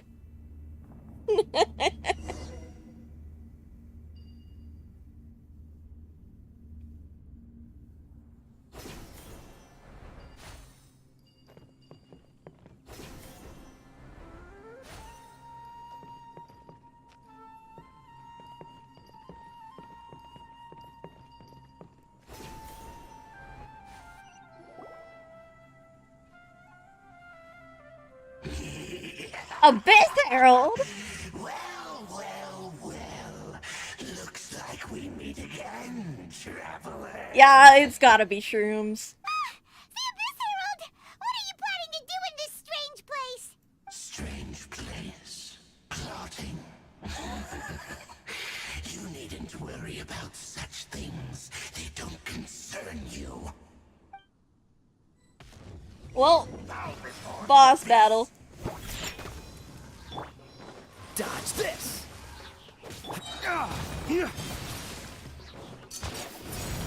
Flames, purge!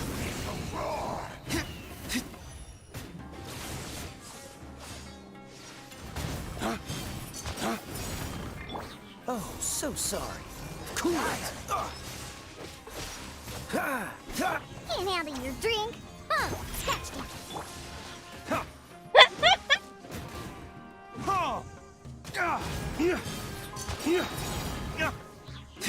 Dawn, break forth! Interrupted your attack.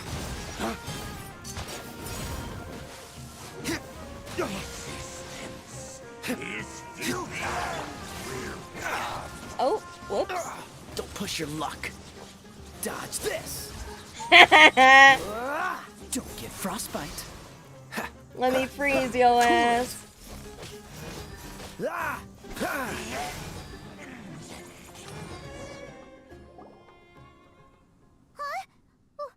Why can't we beat this guy? Oh, Paimon doesn't get it! We faced others like him before! What? I did really good. Traveler, though you may have managed to avert countless crises before. Yep, this is definitely a drug trip. It's bound to end sooner or Nightmare. It's time you realize how weak and powerless you really are. Your sister.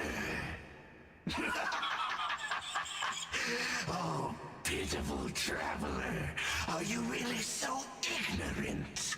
Or are you just living in complete denial? Her Highness has long since forsaken you. Yep, this is a Diva Spheres kind of shit. Her eyes is that of an annoying bug, only to be stepped upon.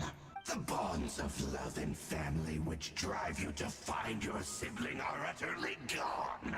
Your journey is meaningless. But don't you fret now. Today will be your last. Now die! Yeah, that little fungus pulled, like, spewed spores at us. Definitely, I'm calling it right now.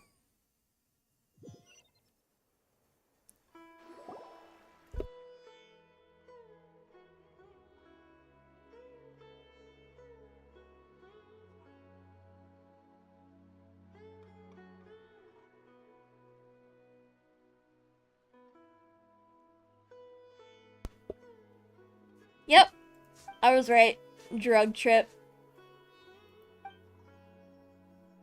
What do we do? We haven't seen Hypatia anywhere out here. Oh, there she is! Quick, let's see how she's doing. So sweet. Well, the good news is that she's still conscious. Hey, why'd you drop her food on the floor like that?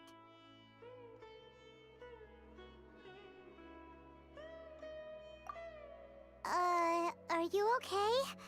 That's really not like you. Anyways, we can talk about this later. We better make sure she's alright first.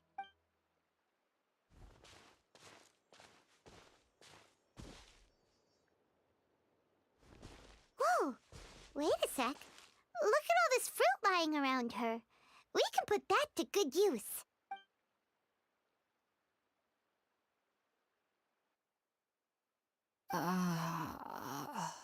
Who is there? Tainari, is that you? Huh?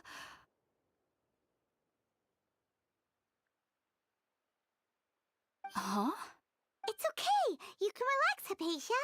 Tainari sent us here to bring you some food and water. Here, we have a letter that he asked us to give you.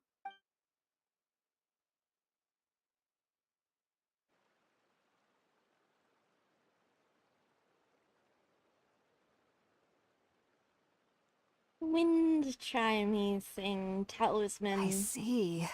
So, you're friends of Tainari. I apologize for all the trouble I've caused you. I'm grateful that you came so quickly to save me. You even brought all this fruit. Well, actually, we didn't bring the fruit. It was already here when we arrived. We were kind of wondering about that, actually. When we found you here, there was all this fruit lying around and even some juice dripping from your lips. How did you end up like this anyway? Oh, really? I seem to understand now. All the fruit was likely from my, neighbor. Must have come by and saw me like this. Your neighbor? You mean there's someone else living nearby? Oh? So you're able to see them too?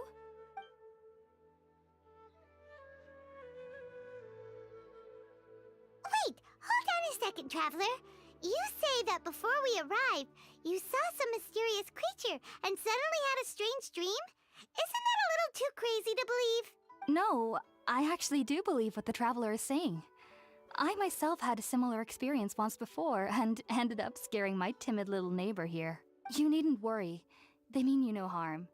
They only dragged you into the dream because they hoped to buy themselves a little time in order to scurry away. So, Hypatia, just what kind of creature is your neighbor exactly? I'm not sure what it's called, to be honest. But I do know that they have some sort of deeper connection with the Dendro Archon. I know this because the first time I saw them was also the exact day my consciousness was able to form a connection with Irminsul. Even after I opened my eyes and stopped meditating, my heart was still pounding, and my mind was racing with all the knowledge that I had touched. And at that very moment, I suddenly noticed a small figure at the opening of the cave. In my curiosity, I began to walk over to the creature. They must have already been used to me living in the cave, because they didn't seem to mind me approaching them. They just kept doing whatever they were up to. It wasn't until I crouched down next to them that they suddenly realized that I could see them. Oh!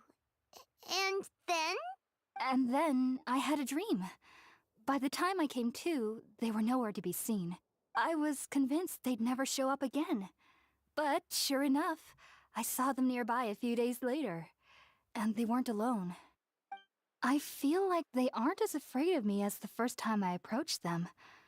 But I never would have expected them to save me. Yes, no doubt about that. By the way, Tainari mentioned in his letter that you had questions for me regarding Irminsul. Sorry about that. Sounds like just drinking juice still isn't quite enough for my stomach. Cute. Well, if somebody hadn't dropped the food earlier... Anyway, looks like we'll need to prepare something ourselves. Besides, Paimon Paimon's getting hungry too. Let's eat first and talk about Irminsul later. All right, we're up, traveler. Today's menu will feature sweet madame and a radish veggie soup. You'll love them, Hypatia. They're our specialties after all. Sounds good. I've never tried any dishes from other nations before. I certainly look forward to it. It's been so long since I've had a decent meal, too. To be honest, the last time had to be when Tighnari came to visit.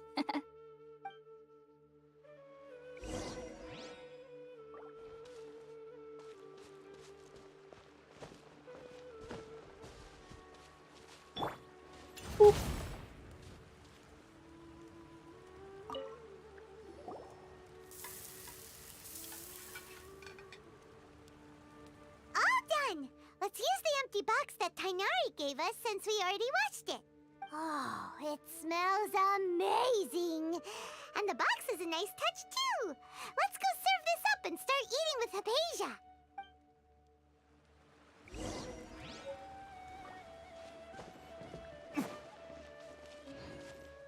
Ooh, what this? Cabbage.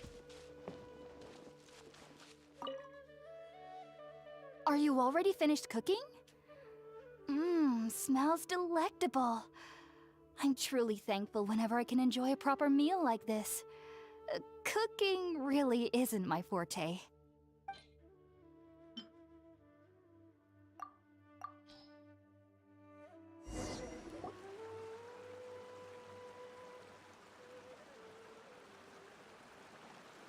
Even though everything you mentioned was in Tighnari's letter, it's still hard to believe you were able to connect with Irminsul immediately after smelling Spiritborn Ale for the first time.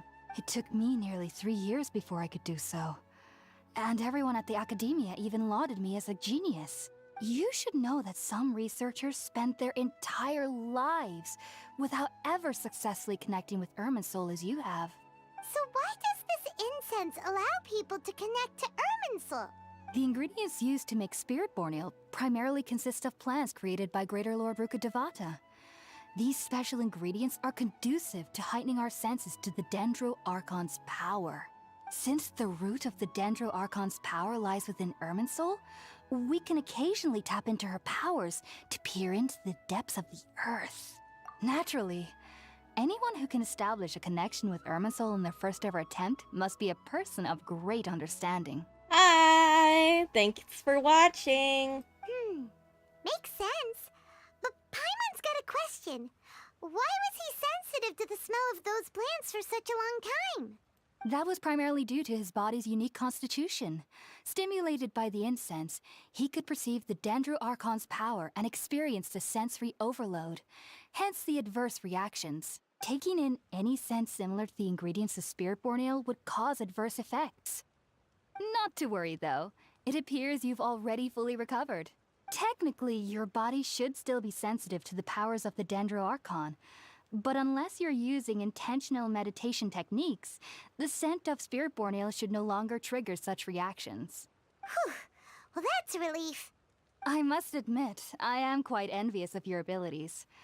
Even if it meant suffering from pounding headaches for the rest of my life, I'd consider it worthwhile so long as I could connect with Irminsul at will. Whoa, you're really serious about this whole thing, aren't you? I am a researcher after all. I like Hypatia. As a member of the Ritaoist Darshan at the Academia, my main area of research is the stars and their connection to the fate of living beings. But there is still so much we don't know, especially regarding the mysteries that lie in the starry skies.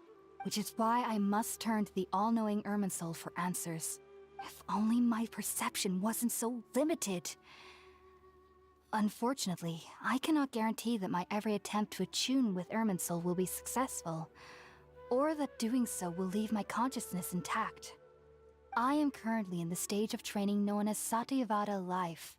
Many researchers in Sumeru have lost their minds while seeking to attune with Irminsul during this stage. Ooh. Scary. Sages have said that Irminsul contains divine knowledge, And touching such knowledge without the proper preparations and hello, abilities little neighbor. will only lead to one's mind caving in on itself.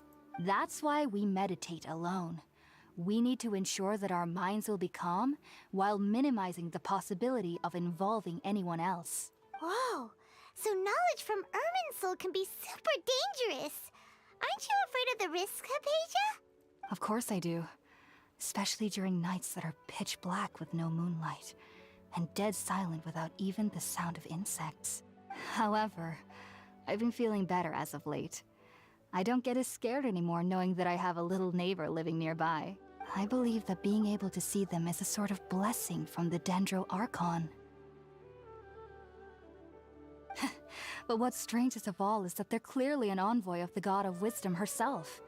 And they have the curious power to make people dream. What's so strange about that? It doesn't sound so out of place for a divine being, does it? Well, it's strange because nearly nobody in Sumeru can ever dream. Oh, is that true? Yes, well, to an extent. Only children can dream in Sumeru. Adults, however, never do. The sages say that wisdom implies rationality, but that which occurs in dreams is often neither rational nor logical. Yes, if one struggles with anxieties, those emotions could influence their dreams. The fact that the people of Sumeru do not have dreams is seen as a blessing by the sages. They believe that Greater Lord Rukkhadevata, the god of wisdom, is keeping us away from the foolish delusions you encounter in your sleep. Sus. I was born into a family of scholars in Sumeru City. Ever since I was a child, my parents would always tell me that I'll know I've grown up once I stop dreaming. I studied hard, enrolled as a student in the academia, and went on to become a researcher. Sure enough, I never dreamed again. But then, on the day I scared the little Aranara, I suddenly saw a dream again. It was incredible. Though I don't exactly remember what I saw, I clearly recall the feeling. I suddenly felt like I was a child again. Back then, I was foolish and ignorant as any youth would be, but I was free of fear. Maybe dreaming isn't as bad as we've made it out to be. You're right, Hypatia. Just be sure not to speak of this if you travel to Sumeru City. They'll look at you as if you've lost your mind. So, do you have any thoughts about the things he saw when he connected with Irminsul? Sorry. I'm afraid I don't have any answers as of now. All I can say is that what you saw is a memory contained within Irminsul itself. World forget me. What could that possibly mean? If only I could ascend past Satyavada life and begin Paripurna life. I might have some more answers for you. If you two are ever in the area again, please be sure to come and see me. There's no need to be thanking me. You two are my saviors. Besides, I'm already looking forward to tasting some more of your cooking. Gosh, she may be an NPC, but I really like her. Now that we know Hypatia is alright and had the chance to ask her some questions, Paimon thinks it's about time to head back to Gandharvaville.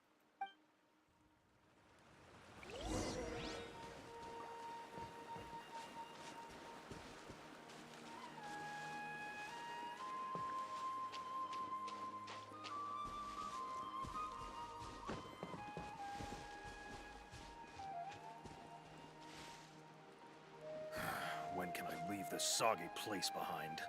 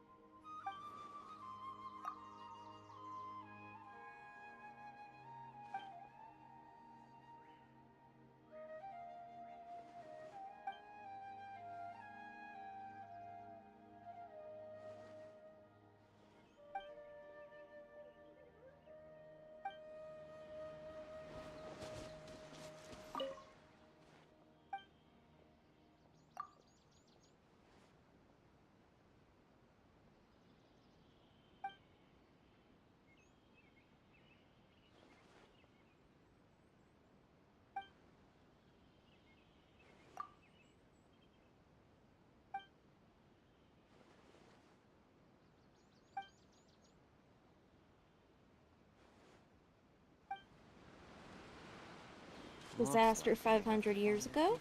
Woo woo.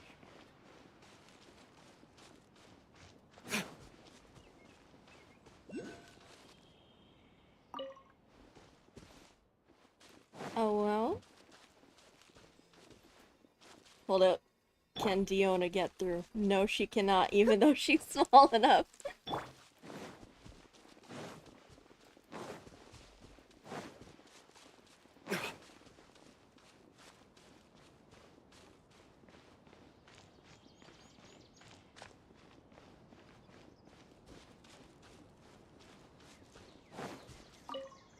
Lizard.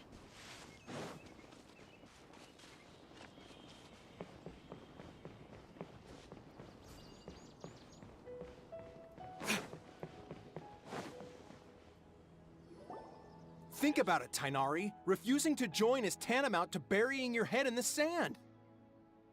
Oh, the academia people. I understand that you're a forest watcher and that it's your duty to combat the effects of withering zones. But isn't it evident that such work is not a lasting solution to the problem? As Sage Kage clearly stated, your presence and guidance in Sumeru City is pivotal in finding a cure for Irminsul. How could you possibly refuse? Keep your emotions in check, Gulam. Let's at least listen to Tainari's reason for declining. We're here to invite him to the Academia, not to cause a scene. Sage Kage, I am truly honored that you came here in person, but I'm afraid I must still decline your invitation. I am merely a forest watcher. How could the great minds of the Haravatat have any need of someone like me? Well, it turns out that your refusal letter had some implications on your master's reputation. He is a renowned sage of the Immorta, after all. So now I've come here in his stead. I see. Huh. And I figured that given his temper, he would come here and berate me personally. Tainari, your master is an integral part of this effort, and now he requires your assistance. And what exactly does my master need of me, Sage Kage? You'll know once you've arrived in Sumeru City, that is. And how long will I be required to stay? There's no definite answer as of now. Do you mean to tell me that despite coming all the way here to Gandharvaville, you still can't answer the questions I laid out in the letter to my master? If that's the case, then I'm afraid I cannot give you a definite answer either. Oh, this sassy boy. Tainari, but you... So be it. Come, Gulam, we're leaving.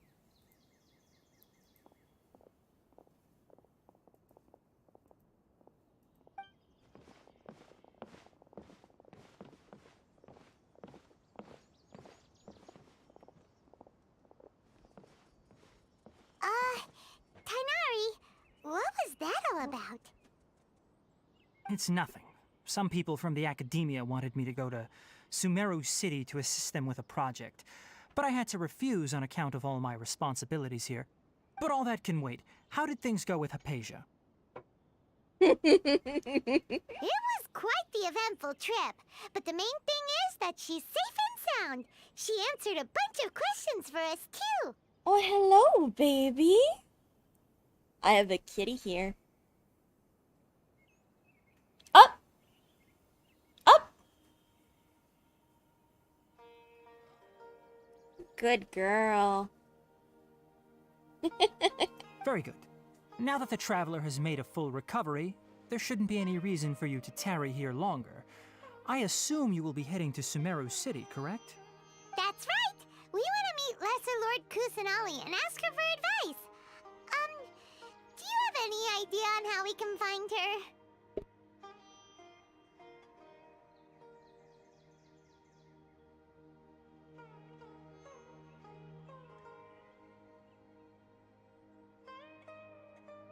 Sorry. I'm afraid I don't have any advice for you there. Well, do you at least know anyone we can try asking in Sumeru City? Let me think. My trips to Sumeru City have been fairly short, and most of my acquaintances are researchers. How about this? I'll write you a letter of introduction that you can give to a researcher I know. He's from the Immorta Darshan and is adept at gathering information. Asking him might prove worthwhile. Also, when you enter Sumeru City, you'll probably end up receiving something like this item here. I'm not sure if it will ever come in handy for you, but maybe you can give it a try. Oh? What is it? It's called an Akasha Terminal. It's a tool produced by the Academia that utilizes the legacy The of way Greater he Lord said Academia. Rukkhadevata. Some say that this very item is the basis of Sumeru's reputation as the City of Wisdom. Needless to say, this device and its usage fall under the Academia's expertise, so I'll leave it to them to show you how to use it. Great! Next up, Sumeru City! But wait, before that... That's right! Tainari, we have something important to say to Kale before we leave. Is she doing better now? Yes, she's doing much better. After being confined to her bed all this time, I thought a little walk would do her some good. Last I saw her, she was taking the path towards the North Crossing. She knew you two would be leaving soon, so she must have wanted to see you off. Thanks, Tainari. All right, let's go! Whee! Farewell, and good luck to you both. I think I'll start with these questions. I'll have to grab a drink with Flame Maid when I'm back in the city. Sag.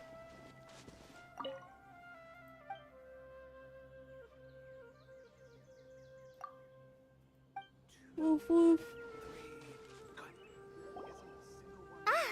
I've been waiting for you two.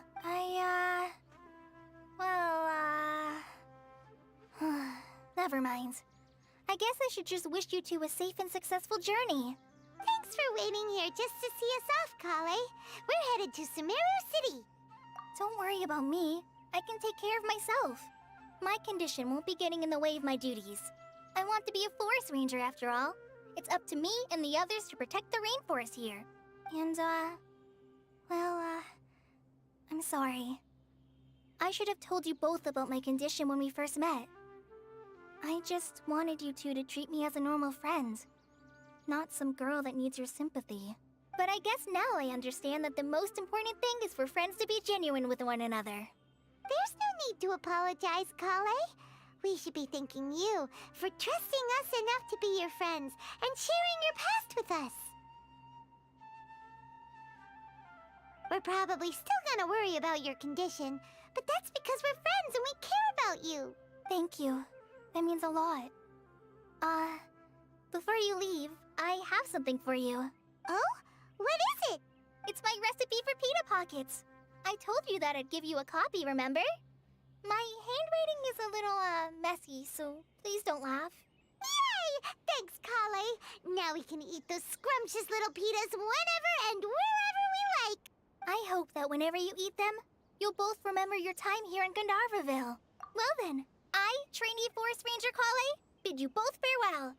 Please visit Gandharvaville again. The Rangers will always be ready to assist you here. Bye-bye, Kale. Love you. Such a cutie. Little baby. Oh, well.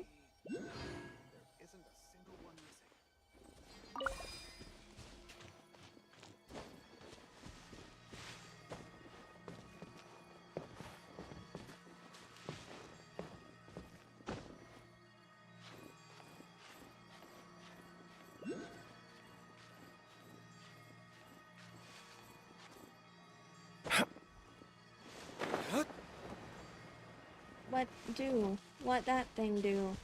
I don't know what it is.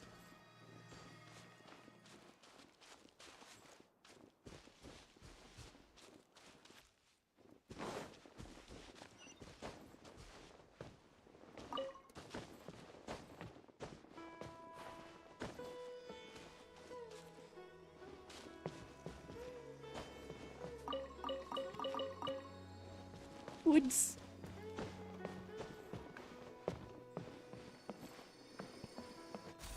Yay!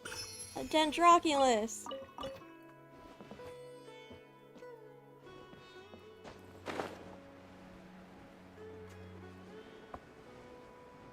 Oh well, quest. Quest!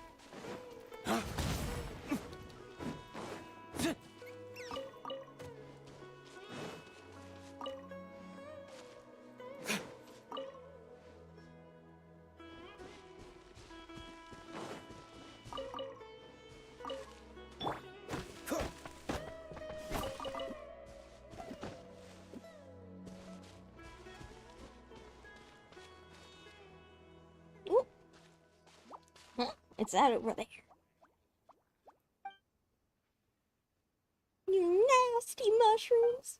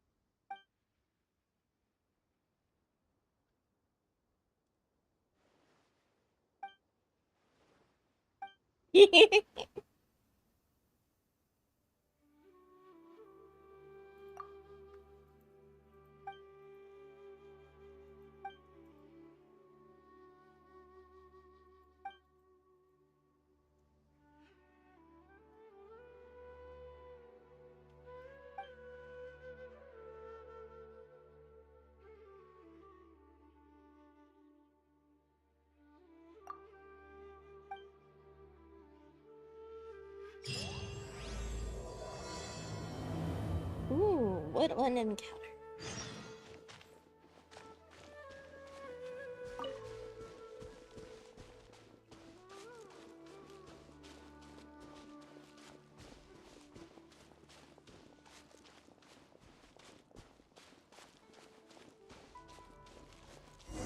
Another withering zone.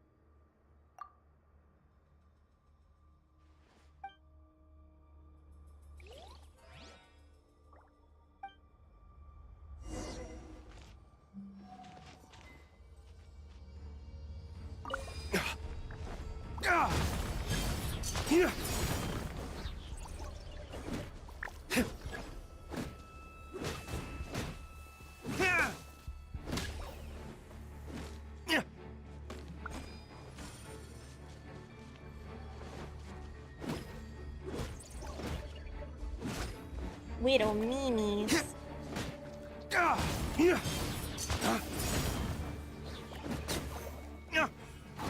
Ah, whoa. Bad doggy.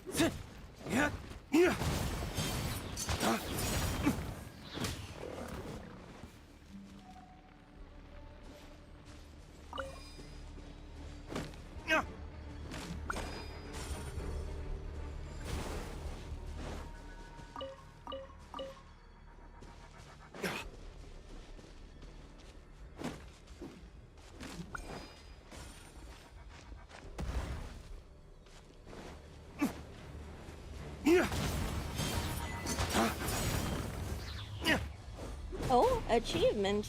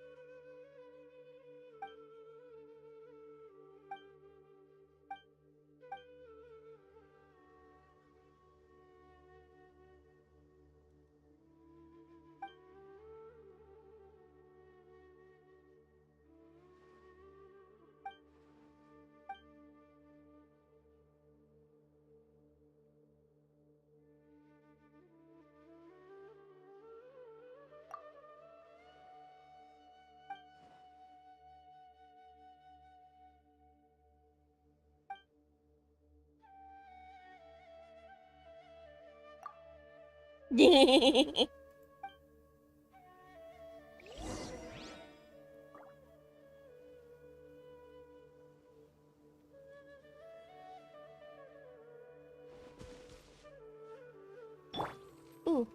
Look at you, booze hound!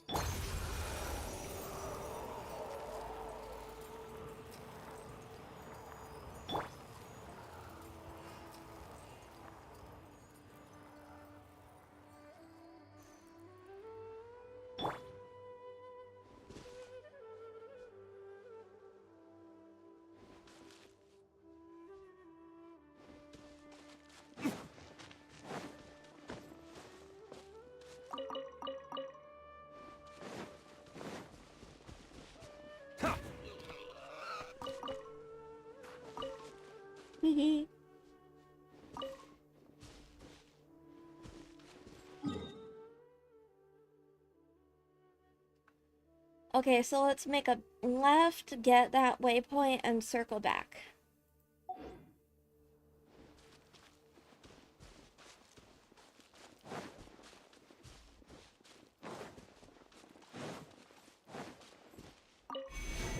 Oh, could have done that.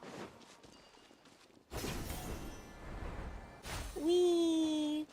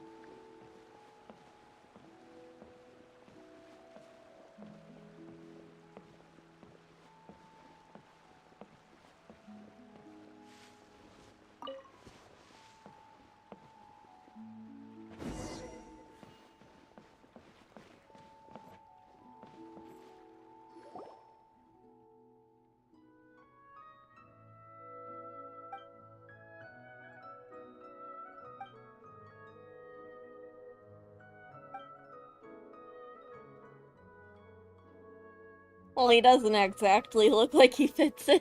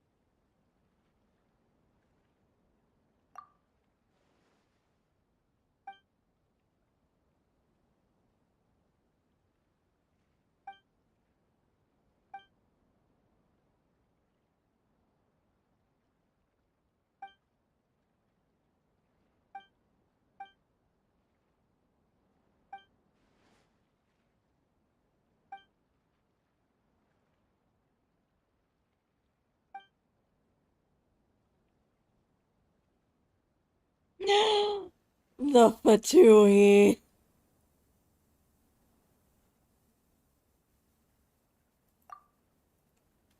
I played Final Fantasy VII Remake, and I've been playing the Kingdom Hearts series ever since I was a kid.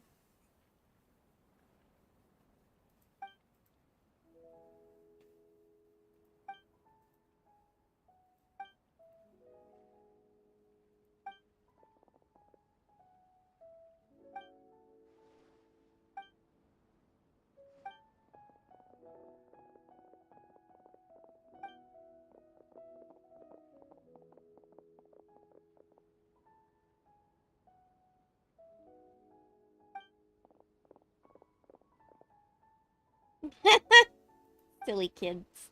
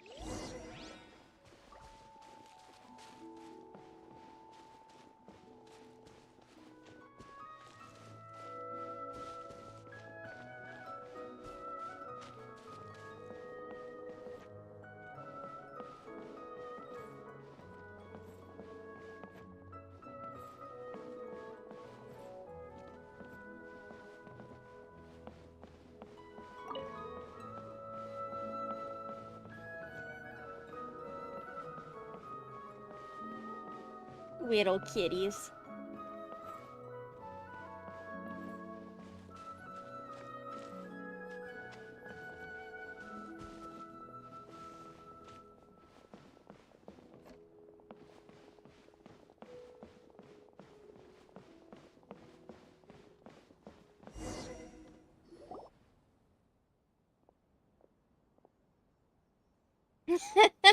They didn't run that fast.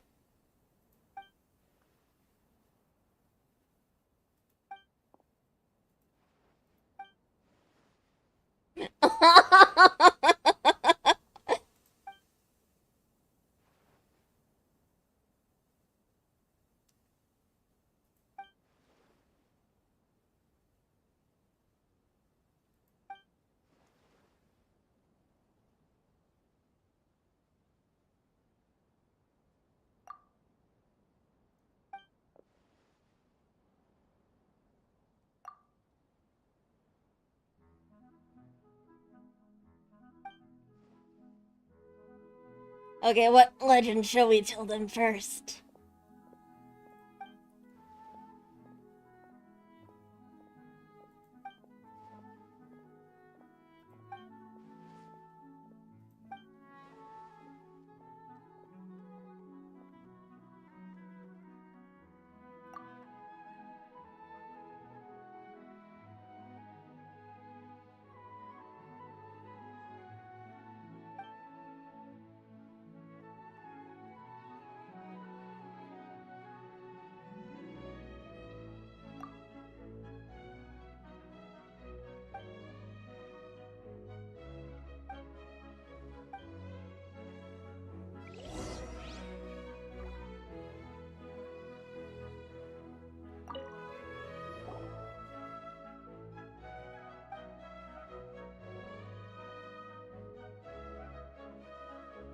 Oh, Pinocchio.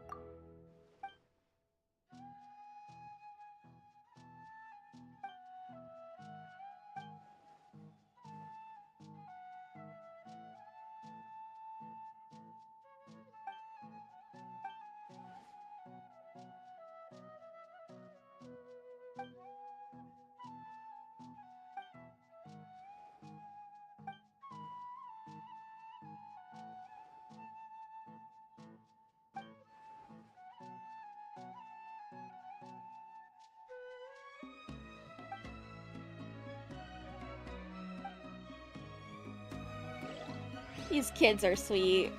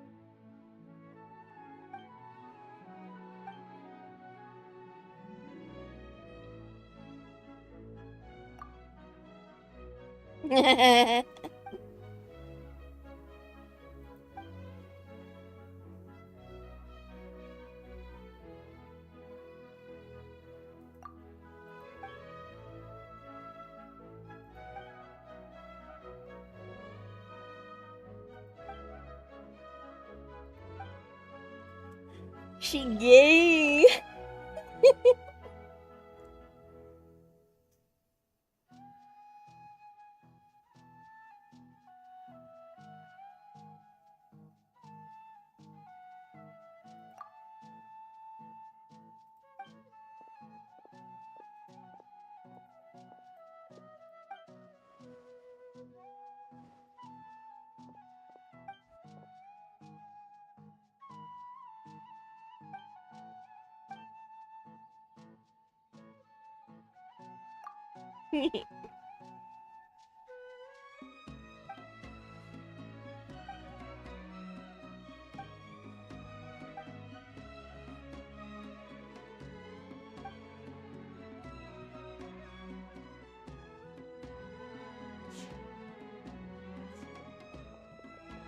They're cute little kids.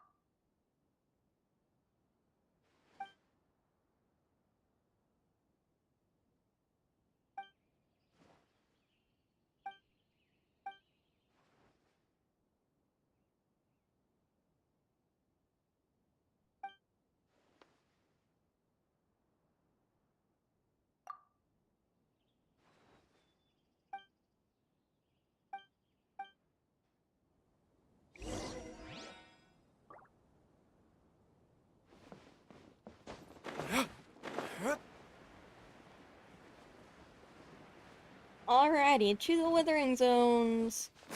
Lizard.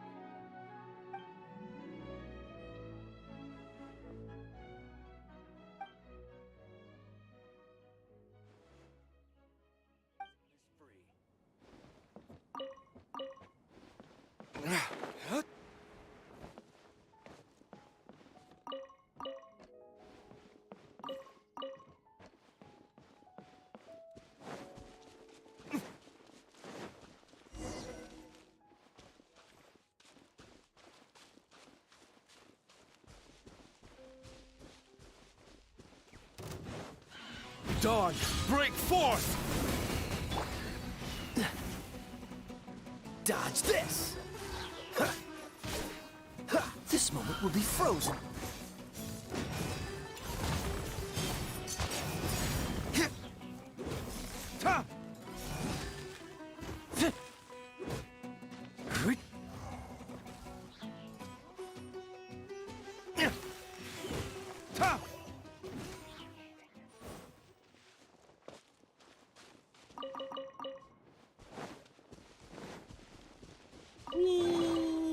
We'll need more where that came from.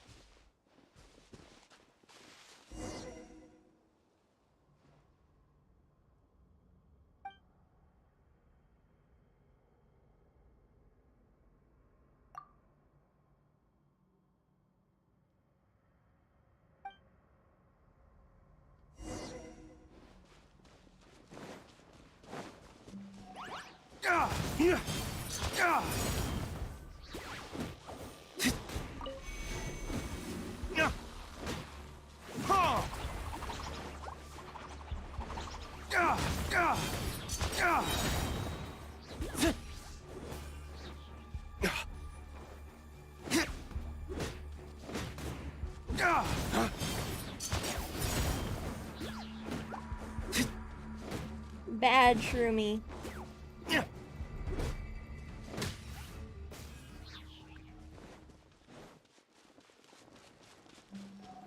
Where'd the other shroom? There it is. Evil Shroomy.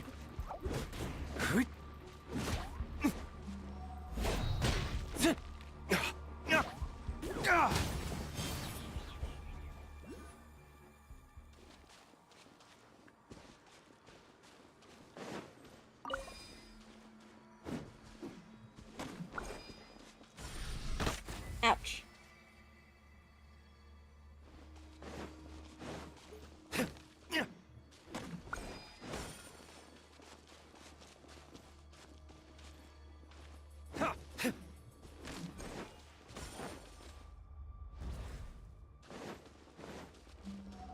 Dawn, break forth!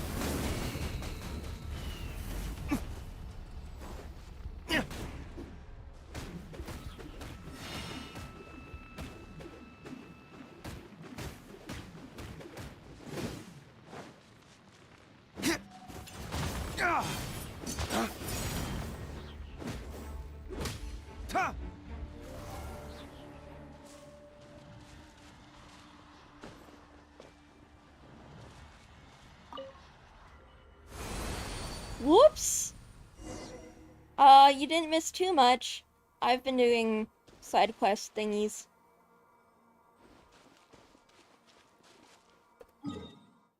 Oh, she's making me clean up more withering zones? Yeah, nah, let's go back.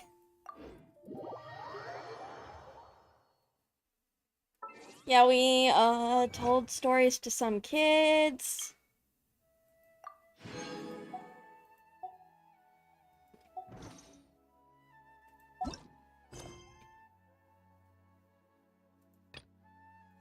To Sumeru City.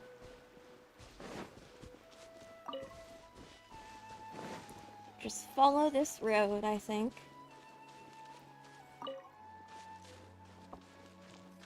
Oh gosh, I might need to take a bathroom break real quick. I'll be right back.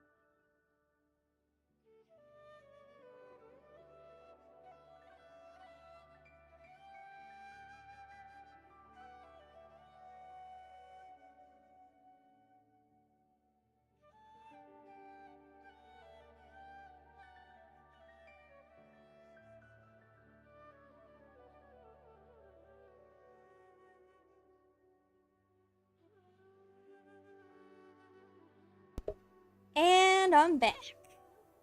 Woo!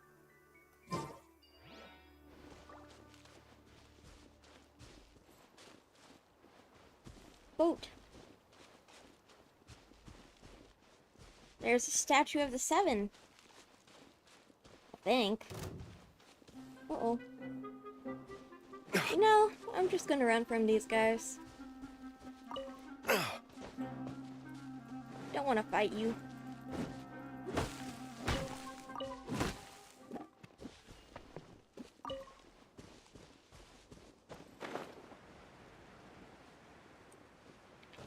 I'll go around treasure hunting some other time. Right now, I want to get to the story.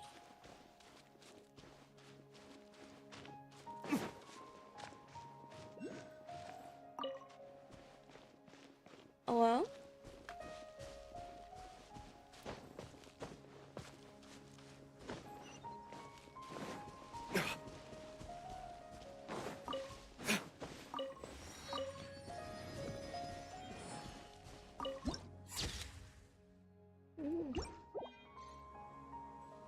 Pretty.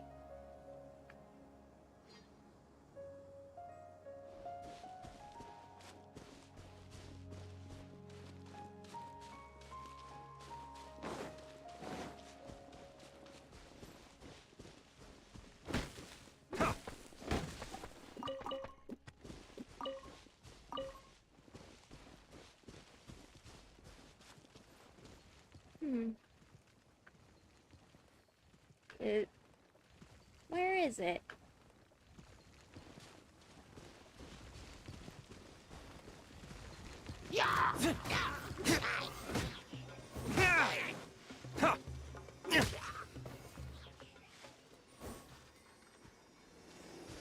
Where were you digging? Oh well.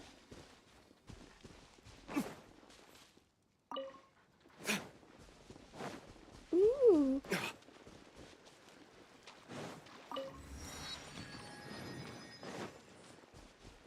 Wave Rider.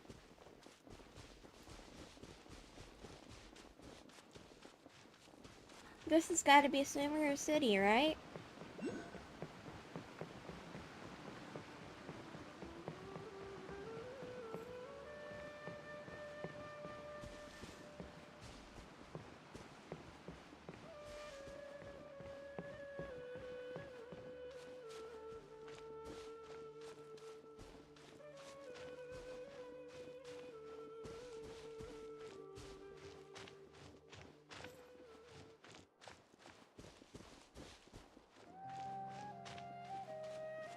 Oh wait, there's a waypoint that way.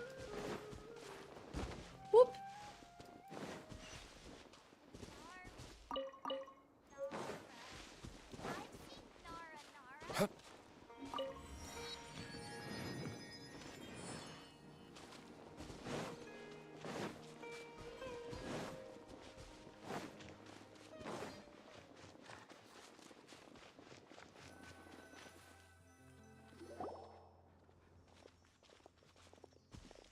Oh, it's suddenly daytime.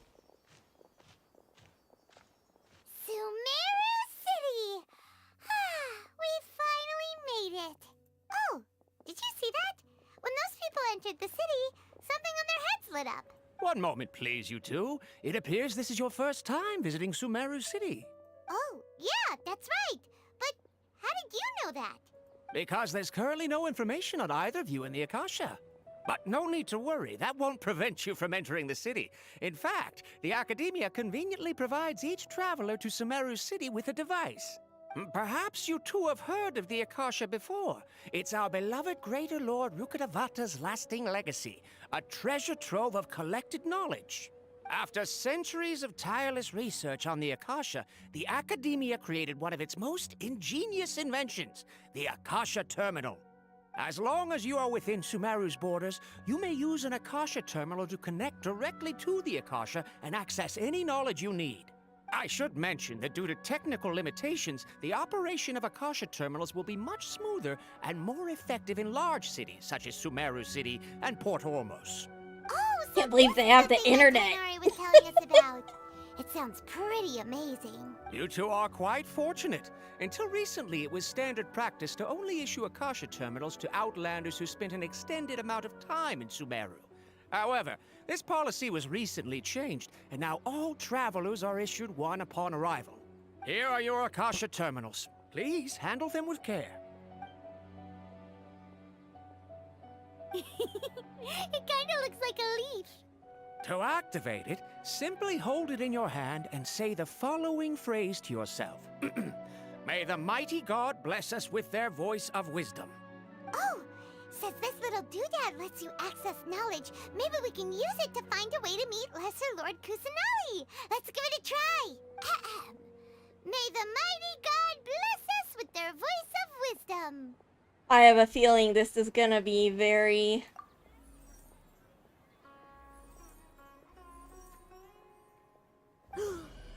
Whoa! Just now, something clicked, and Paimon suddenly knew how to use this thing. It seems all we need to do is concentrate on what we want to know, and bam! You get it. Oh, that'll come in real handy.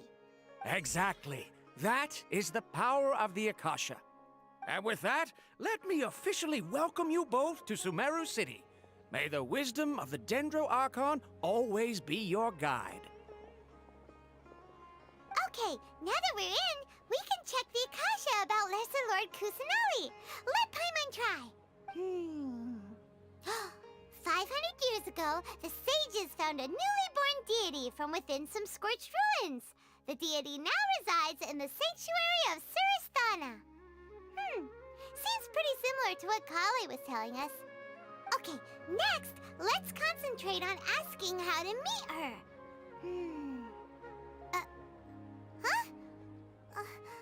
Paimon doesn't sense anything. The Akasha didn't respond to Paimon's question. I have a feeling these Akashas are not gonna be very good. Oh, come on! Ugh.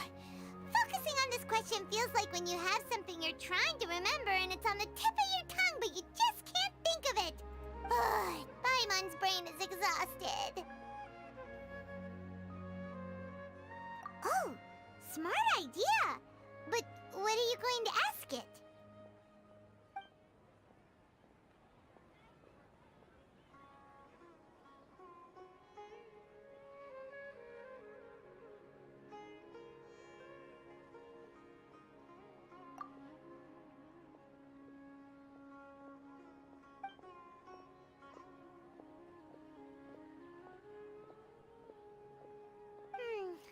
You too? Well, glad it's not just Paimon.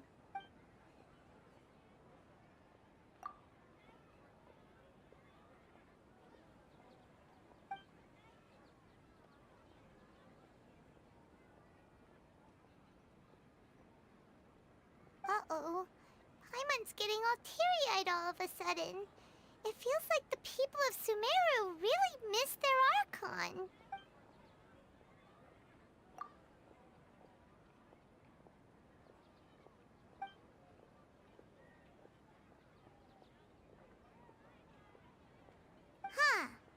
Could it be because we're Outlanders and we've only just arrived in Sumeru? You know, maybe we're not qualified to receive an answer to this sort of question or something. Well, seems no matter which way we try, we can't find anything that'll lead us to Lesser Lord Kusanali. Guess our only choice now is to try meeting with the researcher that Tainari recommended. He's from Sumeru, and even has a position in the Academia. Maybe he'll be able to access more info from the Akasha. Let's see. Tainari wrote an address on the letter's envelope. Oh, it's not far from the city's gate. Let's head over and have a look. Hopefully he's at home. Hello, are you Rohawi? Oh, that mustache. Yes, that's me. Can I help you? Great! You see, Tainari sent us here and... What? Tainari? Please, there's no need to say anything, really. Sure, I admit that the article I published last month wasn't my best work, and maybe the data didn't produce the most convincing results, but... Here! This is a letter from Tainari! Oh, let me see... Ah! Ooh, what a relief. You two nearly scared the life out of me. So you two just have some questions for me? Seems even Tainari acknowledges my innate ability for procuring information. So, what is it you two would like to know? We want to meet with Lesser Lord Kusanali. Do you know a way we can do that? You mean you want to meet the Dendro Archon herself? This isn't exactly my area of expertise, but let me see what I can find in the Akasha.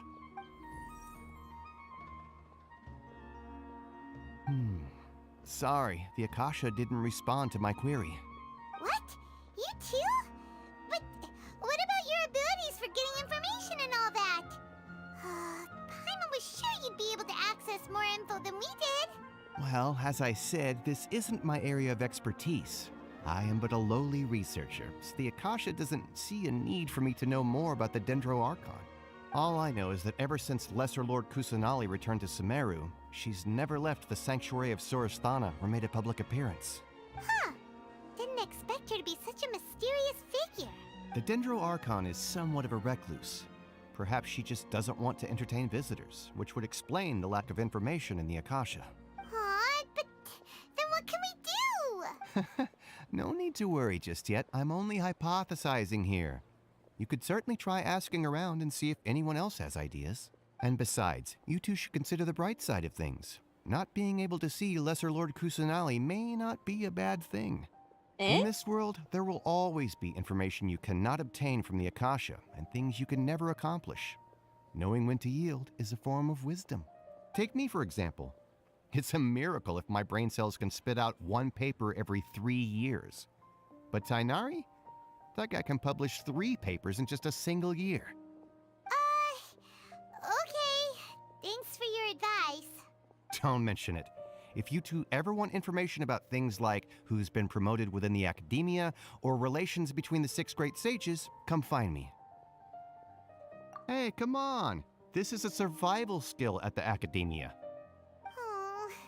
Paimon's expectations were pretty low, but this is so low, it's like digging holes in the dirt. Oh my god, how rude, you're saying this right in front of him. So what do we do now? Even if we want to talk to someone, we don't know anybody here. Huh? Like who? Oh, you're right! Catherine! The Adventurers Guild has its own intel network. Let's hurry and find her.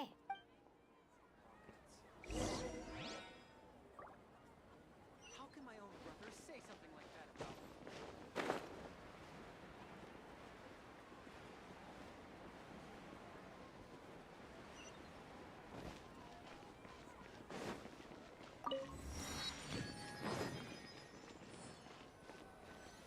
Oh, this is interesting. Ad Astra Abyssosk.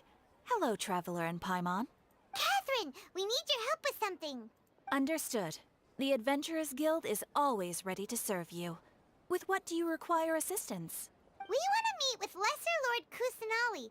Do you know a way we can do that? You two wish to meet with Sumeru's Archon. Understood. Please wait.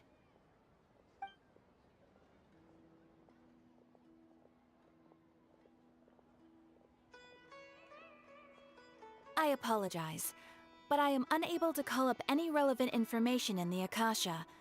I'm also unable to locate any pertinent information in my personal memory. Aww, another dead end. Well, if Catherine can't help us, then we really don't know anyone else to ask now. Please do not worry. I may know of someone who can help you two. In Sumeru, the Adventurers Guild does not serve as the vanguard of information. Rather, there are numerous active mercenary groups collectively known as the Eremites. They take on various contracts and work all across Sumeru, so they naturally accrue intelligence. An Eremite brigade called the Corps of 30 is in charge of Sumeru City's defenses. Not only are they the oldest brigade, but they are responsible for managing and coordinating the affairs of all other mercenary brigades. Corps of 30? What a weird name. Supposedly, they are named as such because their ranks numbered 30 at their inception. Asfand, an advisor with the Corps of 30, maintains good relations with the Adventurers Guild.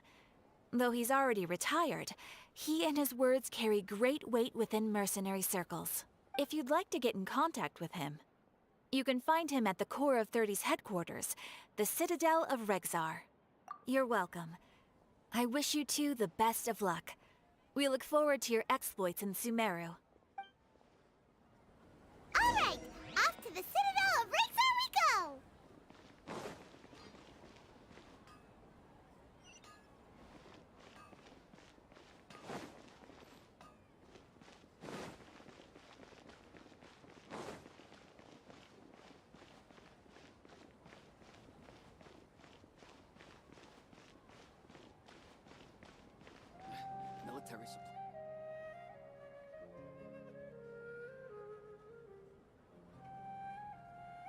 Welcome. The Adventurers Guild told me to expect you two. It's nice to meet you, Osfond. We'd like to ask you about something.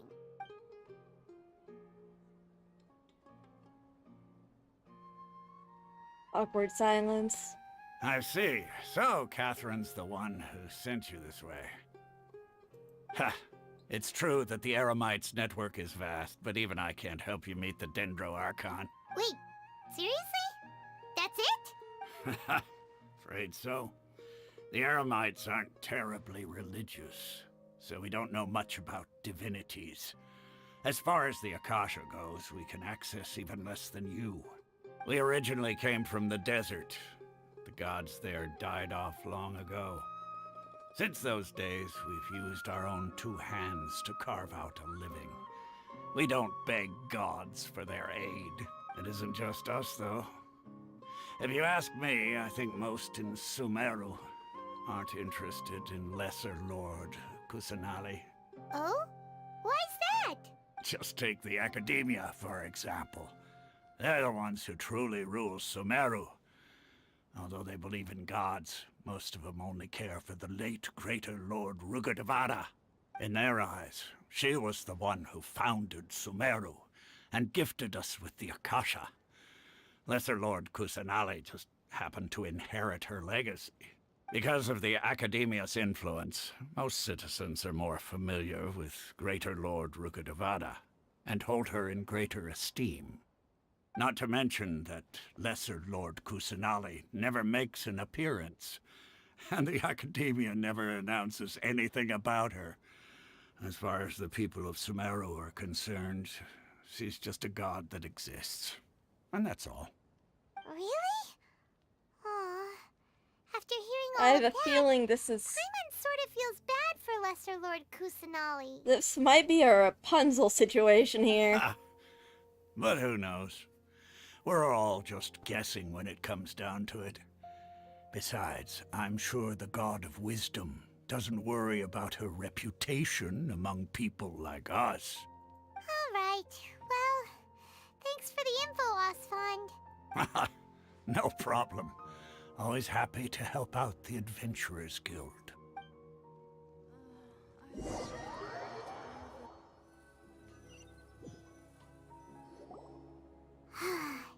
Seems Osfond was right about most people's attitudes here.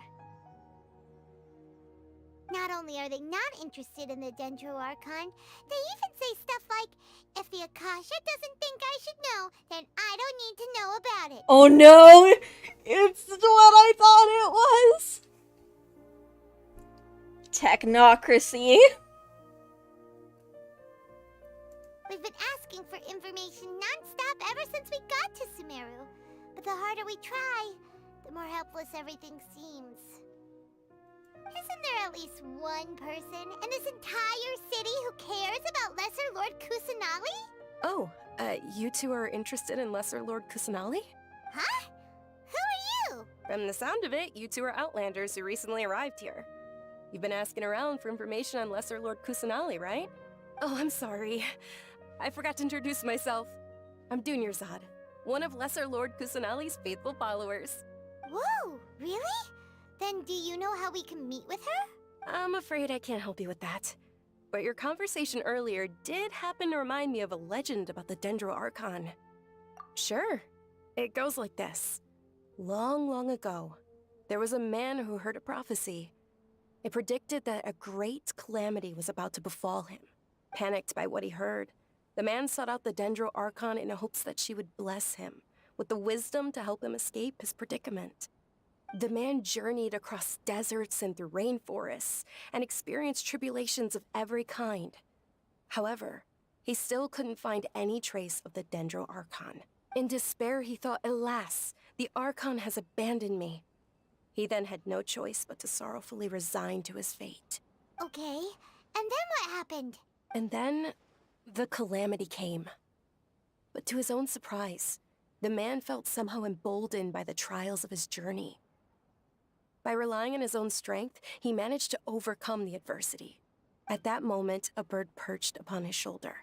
This bird was, in fact, an avatar of the Dendro Archon. She said, Oh, Archon Seeker, do you now understand? She and her wisdom have long been found by you. Along your journey, we were in every flower and blade of grass, every ray of sparkling sun, and every breath of dancing wind. So long as you continue to think and ponder, we'll be wherever you go. Yeah, thanks for the story! Paimon feels all warm and fuzzy inside after that. In a way, it seems like this story is also one of the Dendro Archon's avatars. Dunyarzad, since you worship Lesser Lord Kusanali, can you tell us anything else about her? Of course. So did you two know that, I'm terribly sorry, but it seems something's come up now. Let's chat another day. Oh dear. Hey, wait! Is worshipping Lesser Lord Kunasali illegal? It looks like they're searching for someone. Dunyarzad was acting super nervous just now. You think they're looking for her? This stinks! We finally managed to find a lead about Lesser Lord Kusanali! We can't let them get in the way now. Let's see if we can get rid of them. Then we can catch up with Dunyarzad. Hey, have you two seen a brown-haired girl wearing a purple top and a long blue dress? We're looking for her. Did she have bandages wrapped around her wrists? Yes, that's her. Did you see which direction she went? Yeah, she went that way. Quick, after her!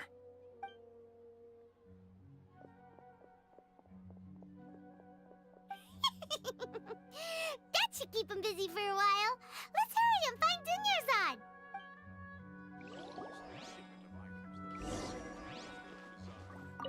Well, this is sus.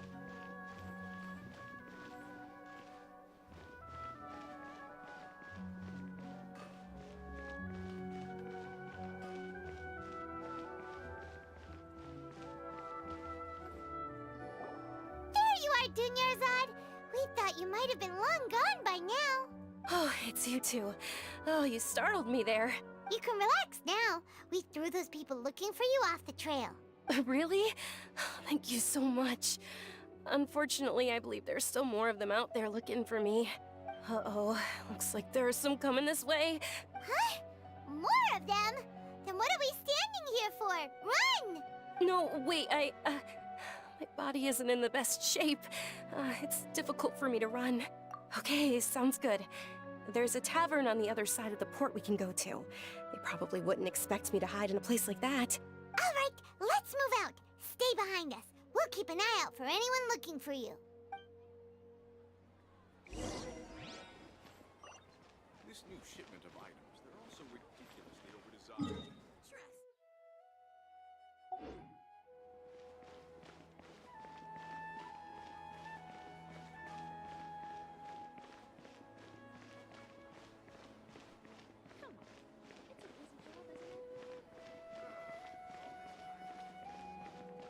She is a wanted criminal.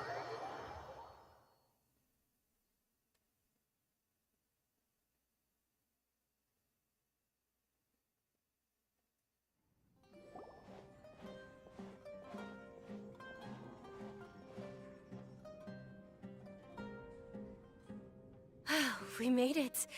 Oh, they shouldn't be able to find us now. Wait, stand down, Dia. Whoop. My lady, who are these two? They're travelers that I met on the street just a moment ago. They happened to notice that you were all searching for me, so they helped me hide. I see. In that case, you two should scram. There's nothing here for you. Wait a sec! Who the heck are you? And why are you shooing us away? I'm Miss Dunyarzad's bodyguard, here to see that she returns home safe and sound. My lady, let's get going. You've been gone for so long that your parents are worrying themselves sick.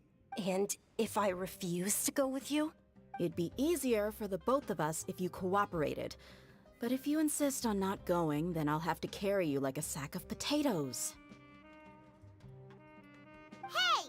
Dunyarzad already said she doesn't want to go back. Why are you still pushing her? stay out of this. You don't understand the situation. Sorry, my lady. Even though I'm your bodyguard, your parents are my employers. I have to answer to them. How much? Wait, what? How much more do I have to pay you to become your employer? So you never listen to my parents ever again. Double? A triple? Give me some time and I'll get that much. My lady, this isn't about Mora. I don't know what you think of us Eremites, but let me say this. I like Mora, but I'll never go against my principles. That's why I'm here looking for you. Sure, it's an order from my employer, but my conscience was also telling me it's the right thing to do. Oh. And knowing your health, carelessly running around like this is gonna hurt ya. For the sake of those who love you, don't be stubborn. No, you're wrong. I'm aware of my limits and I know what I'm doing. Honestly, the only people being stubborn right now are my parents. And they know perfectly well that it makes no difference if I'm at home or not. They still won't accept reality. And every time I bring this up, they just change the subject. Dia, you've been living with us a long time already. This should be old news to you. Dia, I know it hasn't been easy for Mother and Father, and I'm grateful for everything they've done for me. But there's someone else in this world I'm also grateful to, because she saved me. The love I have for her is the same I have for my parents. Lesbian? Question mark? This is my life and my last chance. So I want to do something meaningful. My lady, are you sure what you're doing now is meaningful? Yes, I'm sure. At least, it is to me. Fine, I won't ask you to return home anymore. But let me make something very clear. I'm only doing this because I respect your determination, not because I agree with you. Thank you, Dia. Sorry for being so rude just now. My nerves were acting up. And I even brought up your payment in such an offensive way. Don't worry about it, my lady. I did say that I like Mora. Besides, that's our next topic of conversation. Today's little excursion caused such a ruckus that every single bodyguard at the estate was deployed. It wouldn't be easy to hide things from your old man. Since this definitely won't be your last escapade, here's a little tip. You should at least make it look like your room and things are still in order when you leave. Also, you'll need someone to cover you for when you're out and about. So, I'll let you hire me, my lady. This way, everyone wins. As for the pay, let's say half of what your father pays me. We can settle the bill when we return to the estate. Okay, deal. Yay! Looks like they've reached an understanding. I'm fine, really. I just feel a little tired now that things have calmed down. My lady, stop trying to look tough. We're already in a tavern, so let's rest up and grab some grub. I'm sorry for worrying you two. If you don't mind, I'd like for you to join us. Sure! After you rest up, we want to hear more about Lesser Lord Kusanali.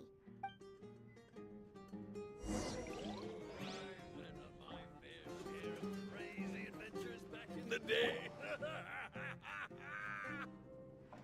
Ha! Well, if it isn't Dia. Haven't seen you in nearly half a year. Word on the street is that you're a bodyguard for the Homayani family now. Ha! Don't you find that kind of work boring? Nah, you get used to it. How about a menu over here? You got it. Huh? Isn't this little Miss Homayani herself? We don't get to serve personages like you very often. We'll be sure to prepare our very best. Thank you, sir, but there's no need. I don't have a lot of Mora on me, and I really ought to save as much as I can. But please bring these two the best food you have. They're my new friends, so I want to be a good host for them. Wait, we're paying for ourselves now? Aw, Paimon kinda wanted to try something fancy, but we aren't exactly loaded. Guess Paimon will settle for something ordinary. How about our coconut charcoal cakes? They're our signature snack, and they run cheap. Look, other customers over there are eating some now. They look kind of burnt and dry. Paimon will pass. Hey, come on! Paimon has personal preferences too, you know. Dunyarzad, We asked a lot of people when we first arrived, and almost nobody was interested in Lesser Lord Kusanali. So, what made you want to follow her? Well, remember when you asked me if I knew how to meet the Dendro Archon? Even though I don't know how, I think I've actually seen her before. Huh? Really? Yes, it was when I was a child. At the time, my illness had kept me bedridden for the better part of a year. I was stuck inside and couldn't make any friends, and my parents did their best to find treatments for me. But even then, the Akasha didn't have any helpful information. My younger self no longer had any hopes or dreams. One flare-up was so bad that I was in a semi-conscious state for several days. Then one night, I woke up alone in my room. I was terrified. My body was paralyzed. Even if I cried, there was no sound. At that moment, an ethereal voice spoke in my mind. Dunyarzad, don't be scared. You don't have to cry. Dunyarzad, don't be scared. You don't have to cry. Who are you? How do you know my name? How do I explain this? You might not be able to understand, but actually, I know everything about you. Really? Of course. I know that you're scared of thunder, that you hate taking medicine every morning, and that you love counting the petals on your mom's skirt. Wow, you really do know everything. Dunyarzad, is there anything you want? Want? Not really. I can't go anywhere or do anything. Huh? But aren't you a child? All children have wishes. Tell me what you want, and maybe I can make it happen. But can you make my illness go away? Oh. I'm sorry. But I'm not powerful enough to do that right now. Then, can you be my friend? After that, the voice said, "Okay, I'll be your friend."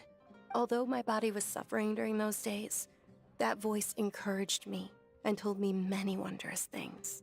Beyond my window was the flourishing Sumeru city. Beyond the city was a lush rainforest. And beyond that was the wall of Samiel, deserts, and all of Tevat. Once I finally made it through that bout of illness, I couldn't hear that voice anymore. I told my mother about it, but she said that I must have been dreaming. But I know that that voice wasn't a figment of my imagination. Before that, I had never heard of Tevat. Yes, for sure. If it weren't for that voice, I would have never grown curious about the outside world, nor would I have learned how to read and enjoy so many books. That voice sparked a desire for wisdom. It had to have been the Dendro Archon. I've been hoping for a chance to repay her kindness. In fact, I was running around today to help prepare the Sub-Zerus festival for her. What's the Sub-Zerus festival? It's Lesser Lord Kusanali's birthday, which was the day that she was found by the sages. It's actually an old holiday that originally celebrated Greater Lord Rukkhadevata's birthday. When she passed away, the holiday eventually became a celebration of the Lesser Lord's birthday. I heard everyone was overjoyed when they welcomed her back to Sumeru. In those days, the festival was a huge deal. But because of the Academia's influence, people have gradually lost interest in the festival. The Academia actively participates in Sumeru's many holidays dedicated to Greater Lord Rukkhadevata. But when it comes to the Sub-Zerus festival, forget any funding. They practically act like it doesn't exist. Maybe they see Lesser Lord Kusanali's birth as confirmation of Greater Lord Rukkhadevata's death, so they're reluctant to celebrate it. Aw, but that's awful. It is. It's absolutely terrible. Sure, the Greater Lord founded Sumeru, but hasn't Lesser Lord Kusanali been the one quietly protecting us for the past few hundred years? Just remember that we're still out in public. Don't get too carried away now. I know that people over by the Grand Bazaar still hold the Sub-Zerus festival to this day. But I hadn't met any of them before, so I was never able to contribute. But recently, I made a friend there who also follows Lesser Lord Kusanali. I gave her my savings because I want her to throw a wonderful festival this year. That's the least I could do for Lesser Lord Kusanali. Hold on, my lady. Does this friend happen to be Nilu, the one who sends flowers to the estate? Yes, that's her. I saw her leaving the other day with a nervous look on her face. It seemed like she was hiding something in her arms. Did you give her something? Yes. Initially, I didn't have much Mora prepared, so I had Nilu sell one of my skirts. I've agreed with Nilu to meet up at the Grand Bazaar today, and see how things are coming along. Dia, would you accompany me? Sure. That's quite the trip, though. I'll carry you. No, that would be too much, even for you. You might as well just accept the lift. If I let you walk, who knows how long it'll take us. And if anything happens to you, then I'd really never hear the end of it from your father. But of course. Nilu will be thrilled to hear there are more people interested in Lesser Lord Kusanali.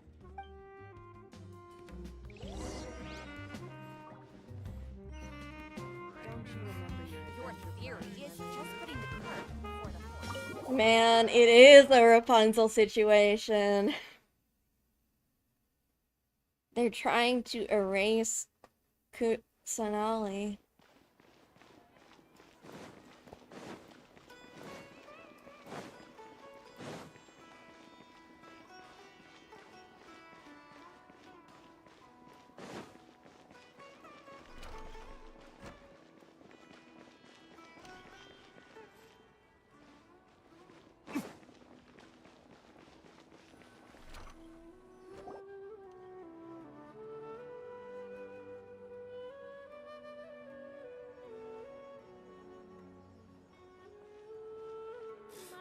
Sorry I'm late, Nilu.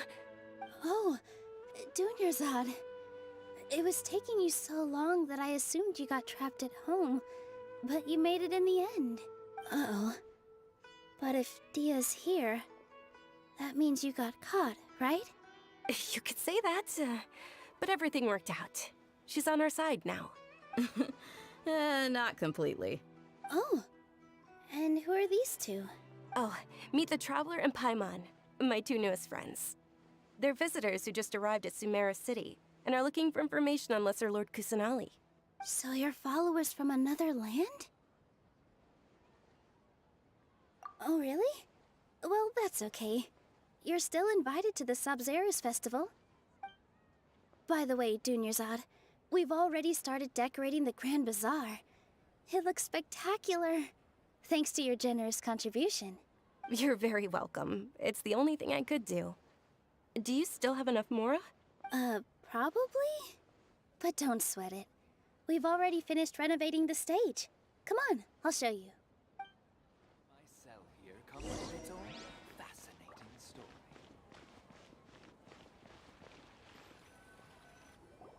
Wow! This place is amazing! Yes, very pretty. Not bad. Last time I was here, the stairs were full of holes. The stairs were nothing.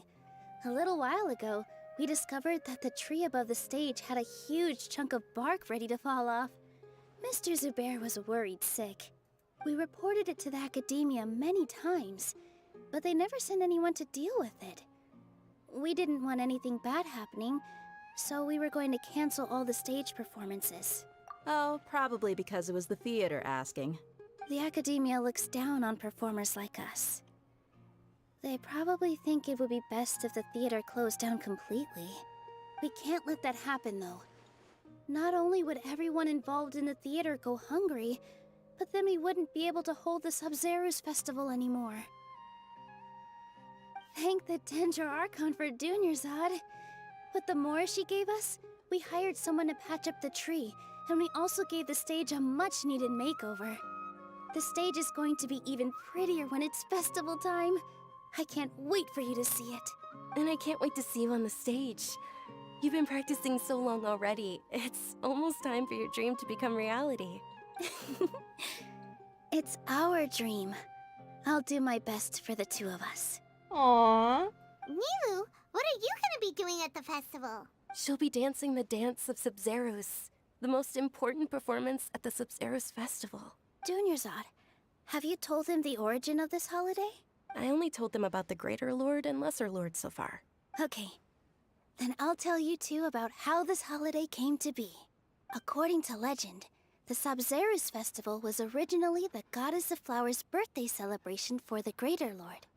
A long, long time ago, on one of Greater Lord Rukkhadevata's birthdays, through a celebratory banquet. Some of the gods got drunk. One started playing music, and the Greater Lord started singing, so the Goddess of Flowers began to dance. As she danced upon the grass, countless beautiful parisaras began to bloom wherever she stepped. Those brilliant purple flowers became her dazzling stage. All the gods clamored, "Oh, if only time could stop at this very moment." Of course they did. When people mention the gods, they always think of the Archon War. But Sumeru's gods also had happy times. Although they aren't around anymore, they're preserved in our tradition of dance. This outfit I'm wearing is apparently based on how the Goddess of Flowers looked. Though we're just tiny people compared to the divine, we still have to do our best to make sure that the birthday girl feels loved on her special day. Oh, I talk. Yep. I'm just listening and it's late, so I don't want to be too loud. Oh, thank you so much for subscribing. Nilu, you of all people will definitely be able to convey our well wishes to the Dendro Archon. I also noticed that you went the extra mile and scattered Padisaras around the stage. They symbolize the Goddess of Flowers, after all. It's just a shame that all the real Padisaras went extinct after her death. Yeah. The Greater Lord brought forth Padisaras in memory of the Goddess of Flowers, but she ultimately could never truly replicate that beautiful purple. Thinking about the Goddess of Flowers dance makes me wish I could have seen it. If my stage were anything like that, I'd be thrilled if I had just 2 real Padisaras on the stage. So, Traveler and Paimon, what do you think? Interested in the Sabzeruz festival? Will you two be coming? All of Lesser Lord Kusanali's followers will be there for her birthday. It'll be a good opportunity for you to learn more about her. Ooh, Paimon thinks that's a great idea! Hey, come on! There's nothing wrong with enjoying a festival. Besides, it's Lesser Lord Kusanali's birthday. She'll be happy to have more people who are celebrating it. So how about we all attend the Sabzeruz festival together? Dunyarzad, let me show you which stage decorations we've picked out so far. Traveler and Paimon, if that doesn't sound interesting to you, then feel free to explore the area. Everyone at the Grand Bazaar loves Lesser Lord Kusanali, and we're all looking forward to the Sabzeruz festival. In that case, we'll take a look around. Dad, let me learn to dance. Swoop. Whoa! What's with your yellow hair? And why do your clothes look so funny? Are you an Outlander? Did you know that the Sabzeruz festival is about to happen? There'll be loads of fun things to do at the festival. But the best part is when Ferris, the Knight of Flowers, passes out candy to everyone. Aww, cute. Huh. Revamping the stage for the festival couldn't have been easy, that's for sure. I bet this year's festival will be one to remember. I don't know much about the Grand Bazaar, but I do know that the residents here have a penchant for song and dance. 2 things that the Academia doesn't particularly approve of. Oh, and the perfume sold around here is a lot better than what you'll find elsewhere. The fragrances are longer lasting and they're gentler on your skin and... I mean, that's what I've heard at least. Trying to act all tough. Things are really shaping up, and there's a buzz around the festival this year. We're expecting people from all over to come by this year and buy things during the festivities. Don't be fooled into thinking that Sumeru City has the best of everything. Some festival snacks are only offered here in the Grand Bazaar. And when it comes to musicians, dancers, or singers, the Grand Bazaar's got the best of the best. Sure, those folks at the Academia might not like it, but what's a festival without song and dance?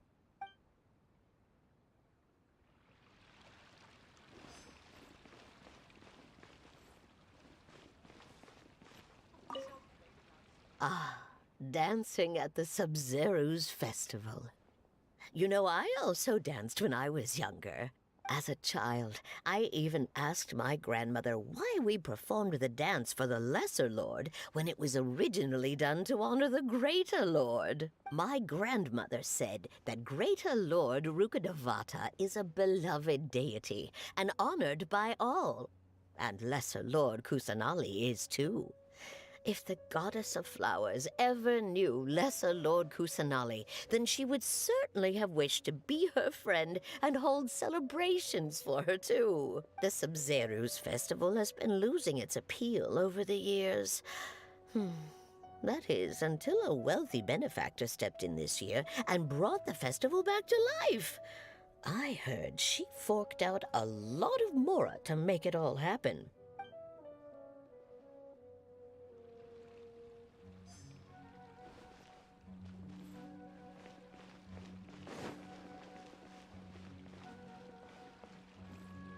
Milu, your outfit looks amazing.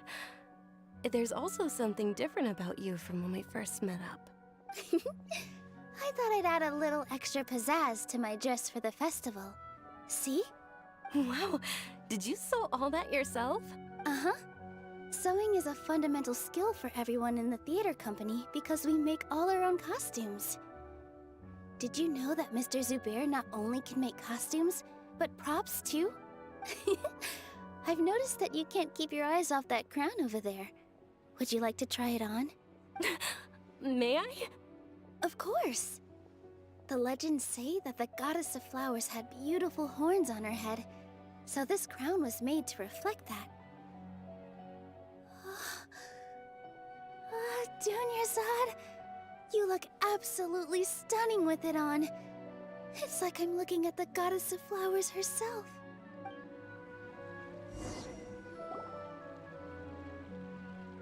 Hey! Is that who Paimon thinks it is? It looks like Catherine.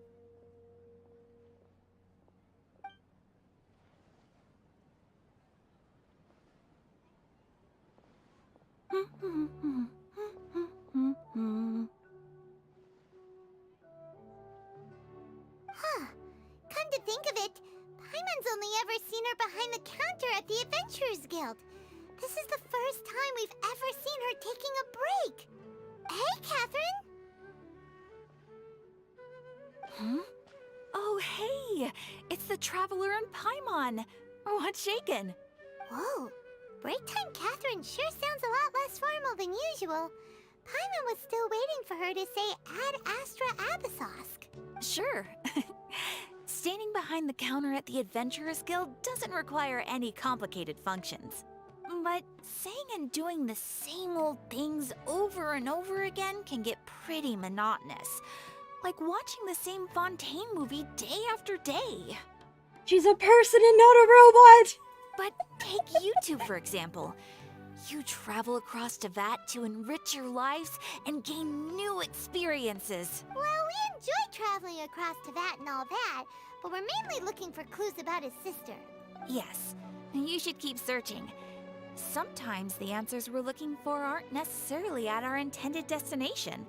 Instead, they're found along the way. You know, that's been said by, like, that general sentiment has been said by quite a lot of people. I'm starting to think, sus. Huh. Haven't we heard someone say something pretty similar recently?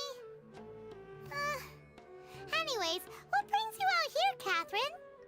No, not particularly. I guess you could say that I'm loving the recent atmosphere here. If festivals bring happiness to everyone, then that's where their true value lies.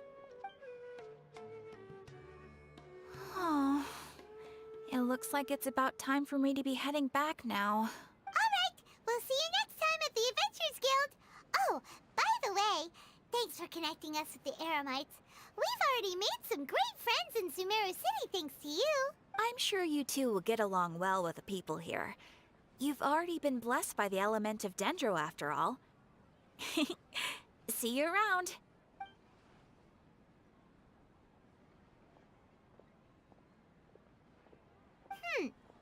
There's something really different about Catherine today. Hey, traveler. Paimon.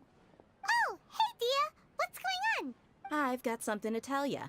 My lady knows you're looking for ways to meet Lesser Lord Kusanali, and she's been trying to come up with a way to help you. Well, I have an idea that might help. Are you serious? We'd love that!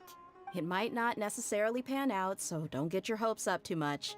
I'll need to take you two somewhere and ask someone some questions. My lady is feeling a little worn out at the moment. Nilu's found a place for her to rest. After I take my lady home, let's meet in front of the Citadel of Regzar. Sounds like a plan! Yeah! Let's head over to the Citadel of Regzar and wait for Dia! Oh, we missed a teleport waypoint.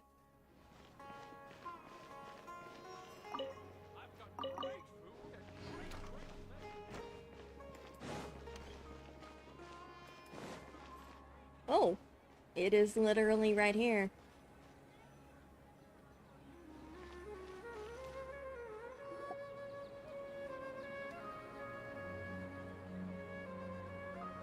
Sorry, I'm late. It took some convincing for the master and mistress to believe that Miss Dunyarzad was only sitting in the port for a while because she was in a bad mood. Anyway, I guess I should be thanking you. I haven't seen Miss Dunyarzad that happy in a long time. If it wasn't for you two, she probably would have been caught and dragged back much earlier. You sure sound a whole lot nicer than when we first met, Dia. Who would have thought you had such a soft spot for Dunyarzad? It's called being a professional. I'm a bodyguard, and I work for whoever's paying. I don't buy that. Look, Dia's blushing. Listen, you two. I don't expect to be working for Miss Dunyarzad very long, but I hope to finish things on a positive note if possible. Let's cut the chit-chat and head into the Citadel. We'll see if the person I know has a way for you two to meet with the Lesser Lord. Yes, the door opened by itself. The tech here is pretty interesting.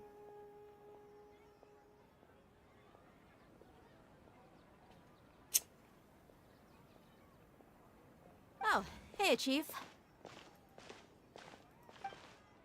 Ha, Dia!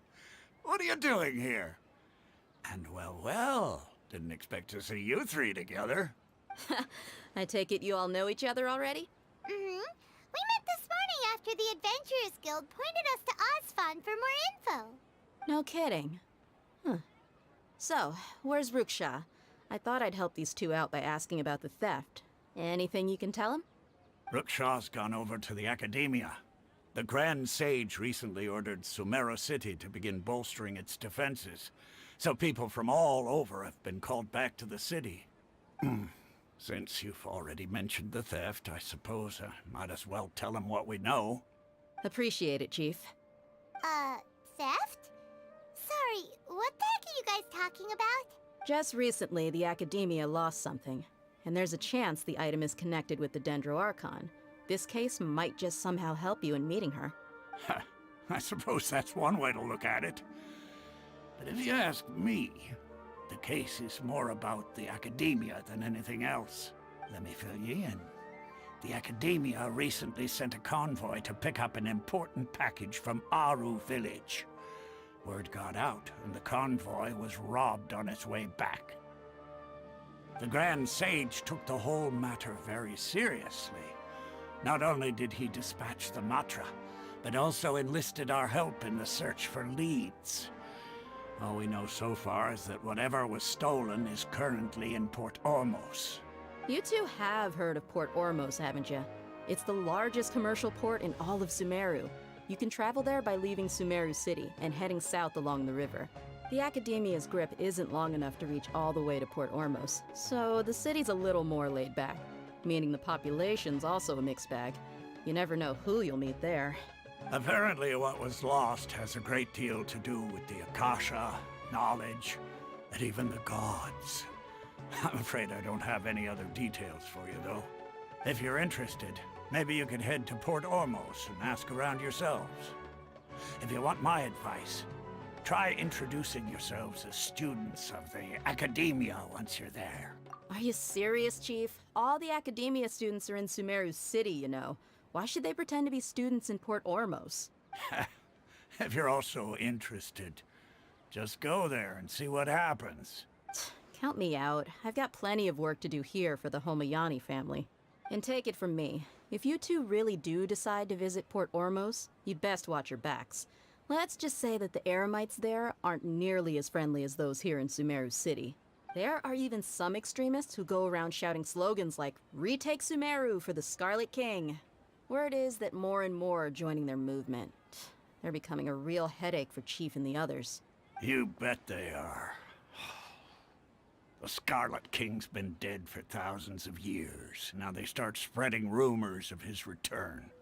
Ridiculous. Not everyone's like you, Chief. Even the desert natives who abandoned their homes in the wilderness still wish to have a god of their own. Well, Traveler, that's about all the information we have for you. Thanks, Dia! And you too, Osfond! Since we've gathered all we could for the moment in Sumeru City, let's head to Port Ormos and see what we can find next. Miss Dunyarzad is looking forward to seeing you both at the Sub-Zerus Festival, so be sure to get yourselves back here in time for that. Good. Then we'll see you both at the Sub-Zerus Festival. When I hand this work over to the Elamites, I have to rephrase it.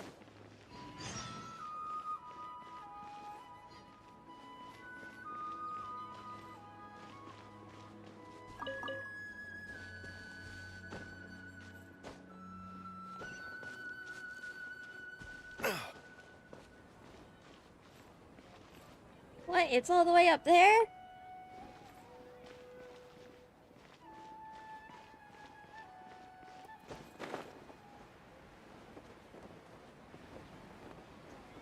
Okay, this way.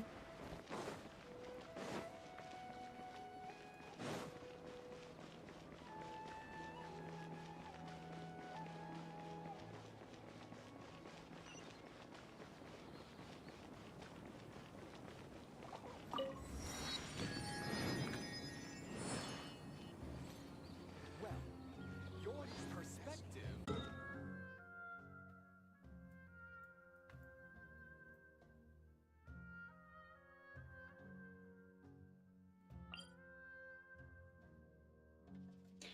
Well, I think that's all for tonight.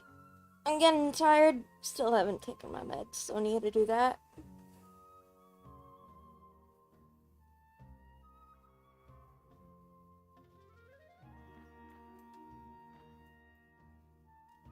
Oh, wait, let's...